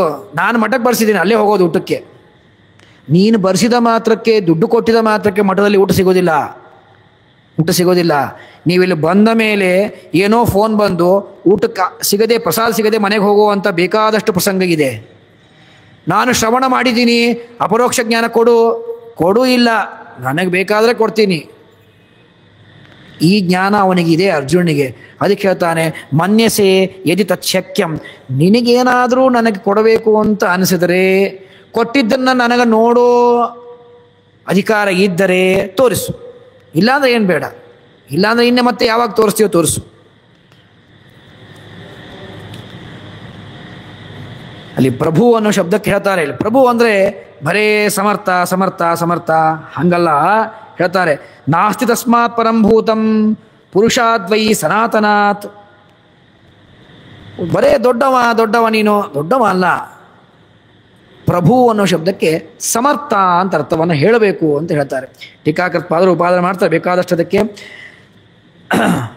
ಭೂತಂ ಅಂದರೆ ಸಾಮರ್ಥ್ಯಂ, ಪ್ರಭು ಶಬ್ದಸ್ಯ ಸಾಮರ್ಥ್ಯತ್ವೇ ಅಭಿಧಾನಂ ಆಹ ಅಂತ ಹೇಳಿ ಶ್ರೀಮದಾಚಾರ್ಯರ ಅವರು ಕೊಟ್ಟ ಕೋಶದ ಉಲ್ಲೇಖವನ್ನು ಮಾಡ್ತಾರೆ. ಏನು ಸಾಮರ್ಥ್ಯ? 2 ಅರ್ಜುನ ಹೇಳ್ತಾ ಇದ್ದಾನೆ. 2. ಒಂದು, ವಿಶ್ವರೂಪ ದರ್ಶನವನ್ನು ಮಾಡಿಸುವ ಸಾಮರ್ಥ್ಯ ನಿನಗಿದೆ, ಇದು ಖಾತ್ರಿ. ಇದೆಷ್ಟು ಖಾತ್ರಿಯೋ, ನೋಡುವ ಯೋಗ್ಯತೆ ಇದ್ದರೆ ಮಾತ್ರ ತೋರಿಸು ಅನ್ನೋದು ಅಷ್ಟೇ ಖಾತ್ರಿ. ಇದರಲ್ಲಿ ಯಾವುದು ಒಂದು ಫೇಲ್ ಆದರೂ ದರ್ಶನ ಆಗಲ್ಲ, ಯಾವುದು ಒಂದು ಹೋದರೂ ಆಗೋದಿಲ್ಲ. ಅವನಿಗೆ ತೋರಿಸಲಿಕ್ಕೆ ಸಾಮರ್ಥ್ಯ ಇಲ್ಲ ಅಂದರೆ ನಾನೇ ನೋಡೋದು ಆಗಲ್ಲ. ಇನ್ನು ಅವನು ತೋರಿಸ್ಲಿಕ್ಕೆ ಸಮರ್ಥನಾಗಿದ್ದರೆ ನಾನು ನೋಡೋ ಯೋಗ್ಯತೆ ಇಲ್ಲ ಅಂದರೆ ನನಗೆ ಕಾಣಿಸಂಗಿಲ್ಲ. ಸೊ ಎರಡೂ ಕಡೆಯಿಂದ ಲುಕ್ಸಾನ್ ಆಗೋದು ನನಗೇನೆ. ಆ ಲುಕ್ಸಾನ್ ಆಗಬಾರದು. ನಿನಗೆ ಅವಶ್ಯಕತೆ ಇದ್ದರೆ ನನಗೆ ತೋರಿಸು, ನನಗೆ ಯೋಗ್ಯತೆ ಇದ್ದರೆ, ನೀನಂತೂ ಸಮರ್ಥನಾಗೇ ಆಗಿದ್ದಿ ಅಂತ ಹೇಳಿದಾಗ ಕೃಷ್ಣ ಹೇಳ್ತಾನೆ, ಭಗವಾನುವಾಚ ಪಶ್ಯಮೇ ಪಾರ್ಥ ರೂಪಾಣಿ ಶತಶೋತ ಸಹಸ್ರಶಃ ನಾನಾ ವಿಧಾನಿ ದಿವ್ಯಾನಿ ನಾನಾವರ್ಣಾಕೃತೀನಿ ಚ. ನೋಡು, ಬೇಕಾದಷ್ಟು ನೋಡಿ ತೋರಿಸ್ತೇನೆ. ಪರಮಾತ್ಮ ಫುಲ್ ಖುಷಿಯಾಗಿಬಿಟ್ಟಿದ್ದಾನೆ. ಮೊದಲೇ ಪರಮಾತ್ಮ ದಿಲ್ದಾರ್. ಪರಮಾತ್ಮನಷ್ಟು ದೊಡ್ಡ ಮನಸ್ಸು ಯಾರಿಗೂ ಇಲ್ಲ. ದೊಡ್ಡ ಮನಸ್ಸು ಅಂದರೆ ಇಷ್ಟು ದೊಡ್ಡ ಮನಸ್ಸು ಹಾಗಲ್ಲ. ವಿಶಾಲ ಹೃದಯವಂತರು ಅಂತ ಕರಿತೀವಿ. ವಿಶಾಲ ಹೃದಯ ಅಂದರೆ ವಿಶಾಲವಾದ ಹಾಲು. ಇಲ್ಲಿ ವಿಶಾಲ ಶಬ್ದಕ್ಕೆ ವಿಸ್ತಾರ ಅಂತ ಅರ್ಥ. ವಿಶಾಲವಾದ ಮನಸ್ಸು ಅಂದರೆ ಮನಸ್ಸು ಇಷ್ಟು ದೊಡ್ಡದಿತ್ತು ಅವ್ರದ್ದು, ಹಂಗಲ್ಲ. ಸಂಕುಚಿತ ಮನೋಭಾವ ಇಲ್ಲ ಅಂತ ಅರ್ಥ. ಅಂದರೆ ಇವತ್ತೇನು ನಾವು ಬೋಲ್ಡ್ ಅಂತ ಕರಿತೀವಲ್ಲ, ಬೋಲ್ಡಾಗಿ ವಿಚಾರ ಮಾಡ್ತಾರೆ ಅಂತ ಆ ವಿಚಾರ. ಕೃಷ್ಣ ಹೇಳ್ತಾನೆ, ಅವಶ್ಯವಾಗಿ ನೋಡು. ಎಷ್ಟು ಬೇಕು, ಏನು ನೋಡ್ತಿ ಹೇಳು, ನಿನಗೇನು ಬೇಕು ಎಲ್ಲವನ್ನು ತೋರಿಸ್ತೇನೆ. ನಾನಾ ವಿಧಾನಿ ದಿವ್ಯಾನಿ ನಾನಾ ವರ್ಣಾಕೃತೀನಿ ಚ. ಇದರ ಬಗ್ಗೆ ಗೀತಾ ತಾತ್ಪರ್ಯದಲ್ಲೂ ವಿಚಾರ ಮಾಡಿದ್ದಾರೆ. ತೋರಿಸಿದವನು ಯಾರು? ಪರಮಾತ್ಮ. ಕೃಷ್ಣ ತೋರಿಸಿದ. ವಿಶ್ವರೂಪ ತೋರಿಸಿದವನು ಕೃಷ್ಣ. ಕೃಷ್ಣ ಹೇಗಿದ್ದ? ಅವನಿಗೆ ಹುಟ್ಟಬೇಕಾದಾಗೆ ಹೇಳಿದ್ದಾರೆ, ಕೃಷ್ಣ ಪಕ್ಷದಲ್ಲಿ ಹುಟ್ಟಿದ್ದಾನೆ. ನೀಲಮೇಘ ಶ್ಯಾಮ, ನಾನಾ ವಿಧಾನಿ ದಿವ್ಯ ನಾನಾ ವರ್ಣಾಕೃತಿ ನೀಚ. ಇದ್ದದ್ದು ಕಪ್ಪು ರೂಪ. ನಾನಾ ವರ್ಣಗಳು, ಅನೇಕ ರೂಪಗಳನ್ನು ತೋರಿಸಿಬಿಟ್ಟ. ನಾನಾ ವರ್ಣಗಳನ್ನು ಹೇಗೆ ತೋರಿಸ್ದ? ಅದಕ್ಕೆ ಮೇಲಿನ ಹೇಳಿದ್ದು ಅರ್ಜುನ ಹೇಳಿದ, ಪ್ರಭು ನೀನು ಸಮರ್ಥನಾಗಿದ್ದಿ. ಏನು ಸಮರ್ಥನಾಗಿದ್ದಿ? ಏನು ಬೇಕು ಮಾಡ್ಲಿಕ್ಕೆ ಸಮರ್ಥನಾಗಿದ್ದಿ ನೀನು ಇದ್ದದ್ದು ಕೃಷ್ಣ ಕಪ್ಪು ಬಣ್ಣ. ಆದರೆ ನೀನು ತೋರಿಸಬೇಕಾದಾಗ ಎಂಥ ರೂಪವನ್ನು ಬೇಕಾದ್ರೂ ತೋರಿಸ್ಬೋದು. ಅದಕ್ಕೆ ಕೃಷ್ಣ ಹೇಳ್ತಾ ಇದ್ದಾನೆ, ನಾನಾ ವರ್ಣಾಕೃತಿ ನಿಚ ಶತಶೋತ ಸಹಸ್ರಶಃ. ಅನೇಕ ರೂಪಗಳು, ಶತ, ಸಹಸ್ರ, ಅನಂತ. ಈ ಶಬ್ದಗಳನ್ನು ಕೃಷ್ಣನು ಹೇಳ್ತಾನೆ. ಆ ಕೃಷ್ಣನ ವಾಕ್ಯಕ್ಕೆ ಅನುಸಾರಿಯಾಗಿ ಶ್ರೀಮದಾಚಾರ್ಯರು ಅನೇಕ ಕಡೆ ಹೇಳ್ತಾರೆ. ಎಲ್ಲೆಲ್ಲಿ ಹೀಗೆ ಹೇಳ್ತಾರಲ್ಲ ಅಲ್ಲೆಲ್ಲ ಕಡೆ ತಾರತಮ್ಯ ದ್ಯೋತಕ. ಅದು 10ನೇ ಅಧ್ಯಾಯದಲ್ಲಿ ಸಹಸ್ರ ಲಕ್ಷಾಮಿತ ಭಾನುಧೀದಿತಿ ಅಂತ ಹೇಳ್ತಾರೆ. ವೇದವ್ಯಾಸ ರೂಪಿಯಾದ ಪರಮಾತ್ಮ ಅವತಾರ ಮಾಡಿ ಬಂದಾಗ ಪರಮಾತ್ಮ ಸೂರ್ಯನಂತೆ ತೋರಿದ. ಎಷ್ಟು ಸೂರ್ಯ? ಒಬ್ಬರಿಗೆ 1000 ಸೂರ್ಯರನ್ನ ಒಂದು ಕಡೆ ಸೇರಿ ಹಾಕಿದರೆ ಎಷ್ಟು ಪ್ರಕಾಶ ಬರಬೇಕಲ್ಲ, ಅಷ್ಟು ಕಾಂತಿ ಒಬ್ಬರಿಗೆ ತೋರಿದ. ಲಕ್ಷ, ಅಮಿತ. ಯಾಕೆ ಹೀಗೆ ಹೇಳಬೇಕು? ತಾರತಮ್ಯ ಇದೆ. ಎಲ್ಲರಿಗೂ ಎಲ್ಲ ಕಾಣೋದಿಲ್ಲ. ಅವರವರ ಯೋಗ್ಯತೆ ಪ್ರಕಾರ ಅಷ್ಟು ಪ್ರಕಾಶವುಳ್ಳ ಪರಮಾತ್ಮನ ದರ್ಶನವಾಯಿತು ಅಂತ ಹೇಳಬೇಕು. ಹಾಗೆ ಇಲ್ಲಿ ಕೃಷ್ಣ ಹೇಳ್ತಾ ಇದ್ದಾನೆ, ನೋಡು, ಶತಶಃ ಸಹಸ್ರಶಃ ಎಷ್ಟು ನೋಡ್ತಿ ನೋಡು, ಸಾವಿರಾರು ರೂಪಗಳನ್ನು ನೋಡು. ಏನೇನು ನೋಡ್ತಿ ಅದರೊಳಗಡೆ? ಪಶ್ಯಾದಿತ್ಯಾನ್ ವಸೂನ್ ರುದ್ರಾನ್ ಅಶ್ವಿನೋ ಮರುತಃ ತಥಾ ಬಹೂನ್ಯ ಅದೃಷ್ಟಪೂರ್ವಾಣಿ ಪಶ್ಯಾಶ್ಚರ್ಯಾಣಿ ಭಾರತ. ಹೇ ಭಾರತ, ಅದರೊಳಗಡೆ ಆದಿತ್ಯರನ್ನು ನೋಡು, ವಸುಗಳನ್ನು ನೋಡು, ಮರುತರನ್ನು ನೋಡು. ಹಿಂದೆ ಅಪೂರ್ವವಾದ, ನೀನು ನೋಡದೇ ಇರುವಂತಹ ಅಪೂರ್ವವಾದ ರೂಪಗಳು ನಿನಗೆ ಅದರೊಳಗೆ ಕಾಣಿಸುತ್ತೆ. ಇದಕ್ಕೆಲ್ಲ ಮತ್ತೆ ಮುಂದೆ ಬರುತ್ತೆ, ಹೇಳ್ತೇನೆ. ನೋಡ್ಲಿಕ್ಕಾಗದೇ ಇರುವಂತಹ ರೂಪಗಳೆಲ್ಲ ತೋರಿಸ್ತೇನೆ ನಾನು ನಿನಗೆ. ಹಿಂದೆ ನೋಡೇ ಇರಬಾರ್ದು ಆಶ್ಚರ್ಯವಾದ ರೂಪಗಳನ್ನು. ಯಹೈಕಸ್ತಂ ಜಗತ್ಕೃಷ್ಣಂ ಪಶ್ಚಾದ್ಯ ಸಚರಾಚರಂ. ಇಡೀ ಜಗತ್ತಲ್ಲಿ ಏನೇನು ಚರಾಚರ ವಸ್ತುಗಳಿದೆ, ಎಲ್ಲ ವಸ್ತುಗಳು ಕೂಡ ನನ್ನ ಒಂದು ರೂಪದಲ್ಲೇ ಇಡೀ ಜಗತ್ತು ತುಂಬಿದೆ. ಇಡೀ ಜಗತ್ತು ಇದರೊಳಗಡೆ ಎಲ್ಲ ಬಂದೋಯ್ತು. ವಿಶ್ವರೂಪದಲ್ಲಿ ಎಲ್ಲ ಜಗತ್ತು ಬಂದೋಯ್ತು. ಮಮ ದೇಹೇ ಗುಡಾಕೇಶ ಯಚ್ಚಾನ್ಯ ದ್ರಷ್ಟುಮಿಚ್ಛಸಿ. ನೀನು ಏನೇನು ನೋಡಬೇಕು ಅಂತ ಇಚ್ಛೆ ಪಡ್ತೀಯೋ ಎಲ್ಲವೂ ಈ ವಿಶ್ವರೂಪದಲ್ಲಿ ಕಾಣಿಸಿಬಿಡತ್ತೆ. ಈ ವಿಶ್ವರೂಪದಲ್ಲಿ ಇಲ್ಲದೇ ಇರುವಂಥ ಇನ್ನೊಂದು ಯಾವುದೂ ಇಲ್ಲ, ಇನ್ನೊಂದು ಯಾವುದೂ ಇಲ್ಲ. ಎಲ್ಲವೂ ಇದರಲ್ಲಿ ತೋರಿಬಿಡತ್ತೆ. ಆದರೆ ಏನು ಮಾಡಲಿ? ನೀನು ಕೃಷ್ಣ ನನಗೆ ನೋಡಲಿಕ್ಕೆ ಯೋಗ್ಯತೆ ಇದ್ದರೆ ತೋರಿಸು ಅಂತ ಕೇಳಿದಿ, ತೋರಿಸ್ಲಿಕ್ಕೆ ಸಮರ್ಥನಾಗಿದ್ದಿ ಅಂತ ನೀನು ಹೇಳಿದಿ. ನಾನು ಅದಕ್ಕೆ ಪ್ರತಿಯಾಗಿ ಉತ್ತರ ಕೊಟ್ಟೆ, ಅವಶ್ಯವಾಗಿ ನಿನಗೆ ಏನು ಬೇಕೋ ತೋರಿಸ್ತೇನೆ ನೋಡು ಅಂತ. ಆದರೆ ನೀನು ಈ ಕಣ್ಣಿಂದ ಹೆಂಗೆ ನೋಡ್ತಿಪ್ಪ ಮಾರಾಯ? ಸಾಧ್ಯ ಇಲ್ಲ, ಸಾಧ್ಯನೇ ಇಲ್ಲ. ನತುಮಾಂ ಶಕ್ಯಸೇ ದ್ರಷ್ಟುಂ ಅನೇನೇವ ಸ್ವಚಕ್ಷುಷ. ನಿನ್ನ ಈ ಮಾಂಸದ ಕಣ್ಣುಗಳೇನಿದೆಯಲ್ಲ, ಪ್ರಾಕೃತವಾದ ಕಣ್ಣುಗಳು, ಇದರಿಂದ ನನ್ನ ದರ್ಶನವಾಗೋದಿಲ್ಲ.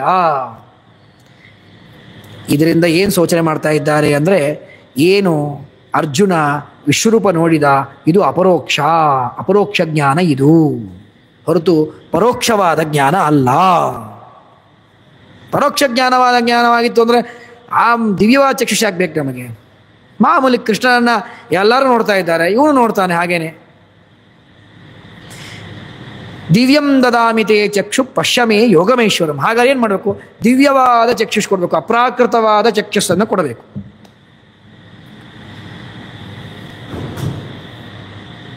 ಇಲ್ಲಿ ವ್ಯವಸ್ಥೆಯನ್ನು ಮಾಡಿಕೊಡ್ತಾರೆ. ಎಲ್ಲೇ ಆದರೂ ಅಷ್ಟೇನೆ, ಎಲ್ಲೇ ಆದರೂ ಅಷ್ಟೇನೆ. ಎಲ್ಲೆಲ್ಲಿ ದಿವ್ಯವಾದ ಚಕ್ಷುಸ್ಸು ಅಥವಾ ಬರೇ ಚಕ್ಷು ಅಂದರೆ ಕಣ್ಣುಗಳು, ದಿವ್ಯವಾದ ಕಣ್ಣು ಅಥವಾ ಬರೇ ಕಣ್ಣು, ಇವುಗಳಿಂದ ಪರಮಾತ್ಮನನ್ನು ದರ್ಶನ ಮಾಡಿಕೊಂಡರು ಅಂತ ಎಲ್ಲೇ ಬಂದರು ಶಾಸ್ತ್ರದಲ್ಲಿ, ಅಲ್ಲೆಲ್ಲ ಕಡೆ ಚಕ್ಷು ಅನ್ನೋ ಶಬ್ದಕ್ಕೆ ಮನಸ್ಸು ಅಂತ ಅರ್ಥ ಮಾಡಬೇಕು. ಯಾವಾಗ ಅರ್ಥ ಮಾಡಬೇಕು? ಯಾವಾಗ ಅರ್ಥ ಮಾಡಬೇಕು ಅಂದರೆ, ಎಲ್ಲೆಲ್ಲಿ ಪರಮಾತ್ಮನ ಅಪರೋಕ್ಷ ಮೋಕ್ಷ ಸಾಧನವಾದ ಅಪರೋಕ್ಷ ಜ್ಞಾನ. ಅಪರೋಕ್ಷ ಜ್ಞಾನ ಮೋಕ್ಷಕ್ಕೆ ಸಾಧನ. ಅಪರೋಕ್ಷ ಜ್ಞಾನ ಮಾಡಿಕೊಂಡ್ರೇ ಮೋಕ್ಷವಾಗೋದು, ಇಲ್ಲ ಸರ್ವಥಾ ಆಗೋದಿಲ್ಲ. ಆ ಅಪರೋಕ್ಷ ಜ್ಞಾನ ಮೋಕ್ಷ ಸಾಧನವಾಗಬೇಕಾದರೆ, ಅಥವಾ ಮೋಕ್ಷ ಸಾಧನವಾದ ಅಪರೋಕ್ಷ ಜ್ಞಾನವಾಗತ್ತೆ ಅಂದರೆ, ಆ ಅಪರೋಕ್ಷ ಜ್ಞಾನವಾಗೋದು ಕಣ್ಣಿಂದ ಅಲ್ಲ. ಕಣ್ಣಿಂದ ಆಯಿತು, ದಿವ್ಯವಾದ ಕಣ್ಣಿಂದ ಆಯಿತು ಅನ್ನೋ ಶಬ್ದಕ್ಕೆ ಅರ್ಥ ಏನು? ಮನಸ್ಸಿಂದ ಆಯಿತು.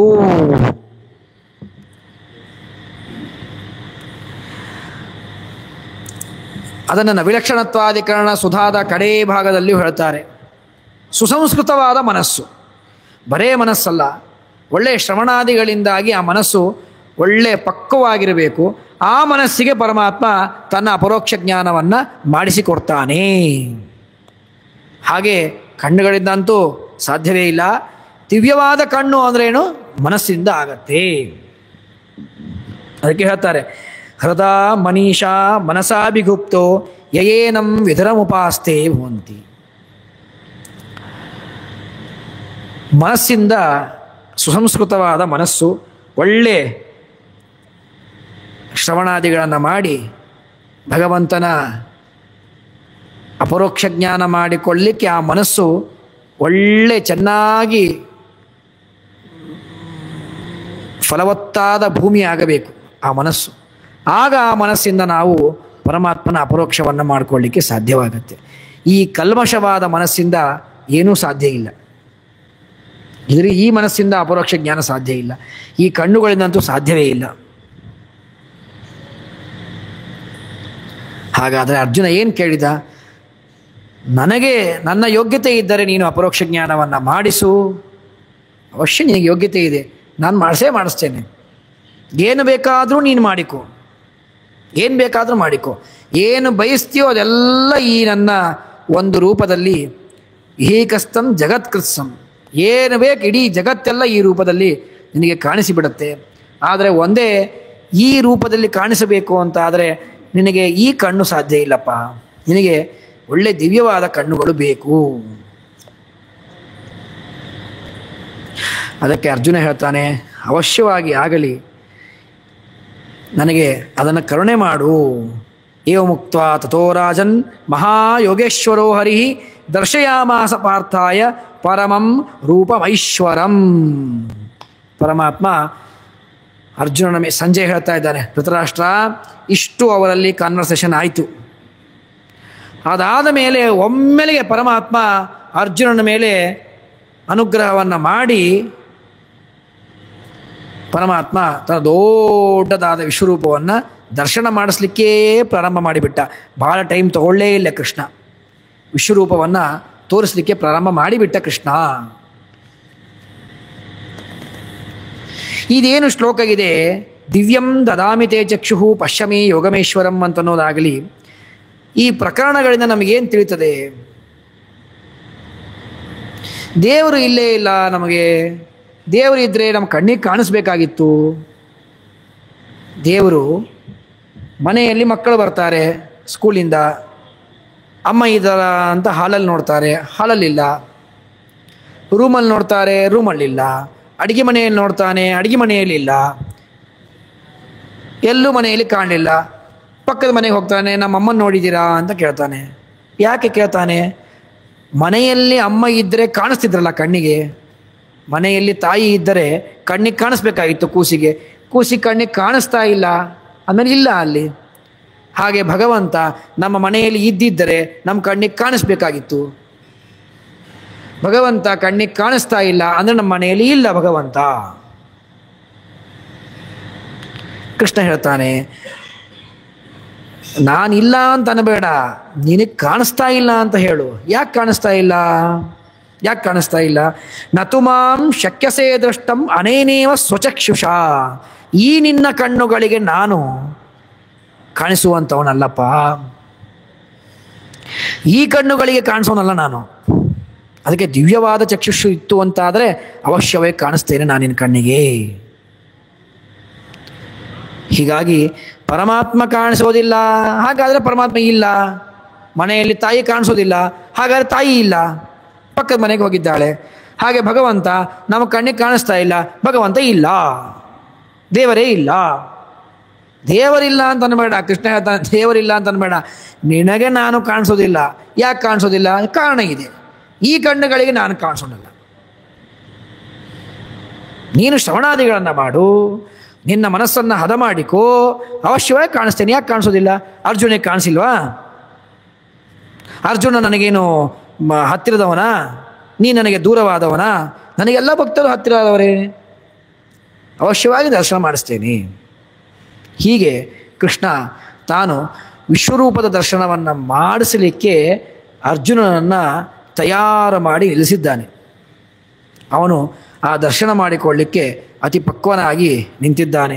ಆ ವಿಶ್ವರೂಪದ ದರ್ಶನವನ್ನು ಪರಮಾತ್ಮ ನಾಳೆಯಿಂದ ವಿಶೇಷವಾಗಿ ಪರಮಾತ್ಮ ವಿಶ್ವರೂಪದ ದರ್ಶನವನ್ನು ಮಾಡಿಸ್ತಾ ಇದ್ದಾನೆ ಅಂತ ಹೇಳ್ತಾ ಇವತ್ತಿನ ಪ್ರವಚನವನ್ನು ಇಲ್ಲಿಗೆ ಮುಗಿಸ್ತಾ ಇದ್ದೇನೆ. ಶ್ರೀಕೃಷ್ಣ ಅರ್ಪಣಮಸ್ತು. ನಾಹಂಕರ್ತ ಹರಿಕರ್ತ ತತ್ಪೂಜಾ ಕರ್ಮ ಚಾಕಿಲಂ ತಥಾಪಿ ಮತ್ಕೃತಾ ಪೂಜಾ ತತ್ಪ್ರಸಾದೇನ ನಾನ್ಯತಾ ತದ್ಭಕ್ತಿಸ್ತತ್ಫಲಂ ಮಹ್ಯಂ ತತ್ಪ್ರಸಾದ ಪುನಃ ಪುನಃ ಕರ್ಮಣ್ಯಾಸೋ ಹರಾವಿವಂ ವಿಷ್ಣೋಸ್ತೃಪ್ತಿಕರಃ ಸದಾ ಅನೇನ ಭಾವಿಯತ್ ಪುಣ್ಯಂ ಅವಾಪ್ನೋತು ಗುರುರ್ಮಮ ಶ್ರೀಕೃಷ್ಣಾರ್ಪಣಮಸ್ತು.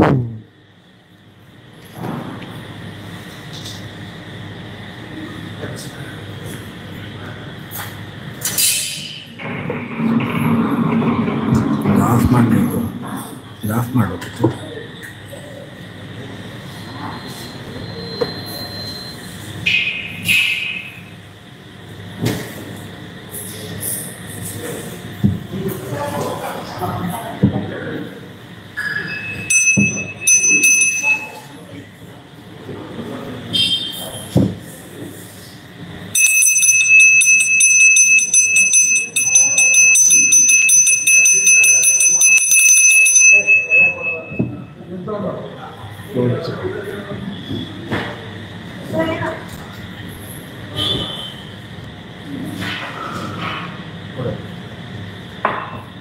Yes.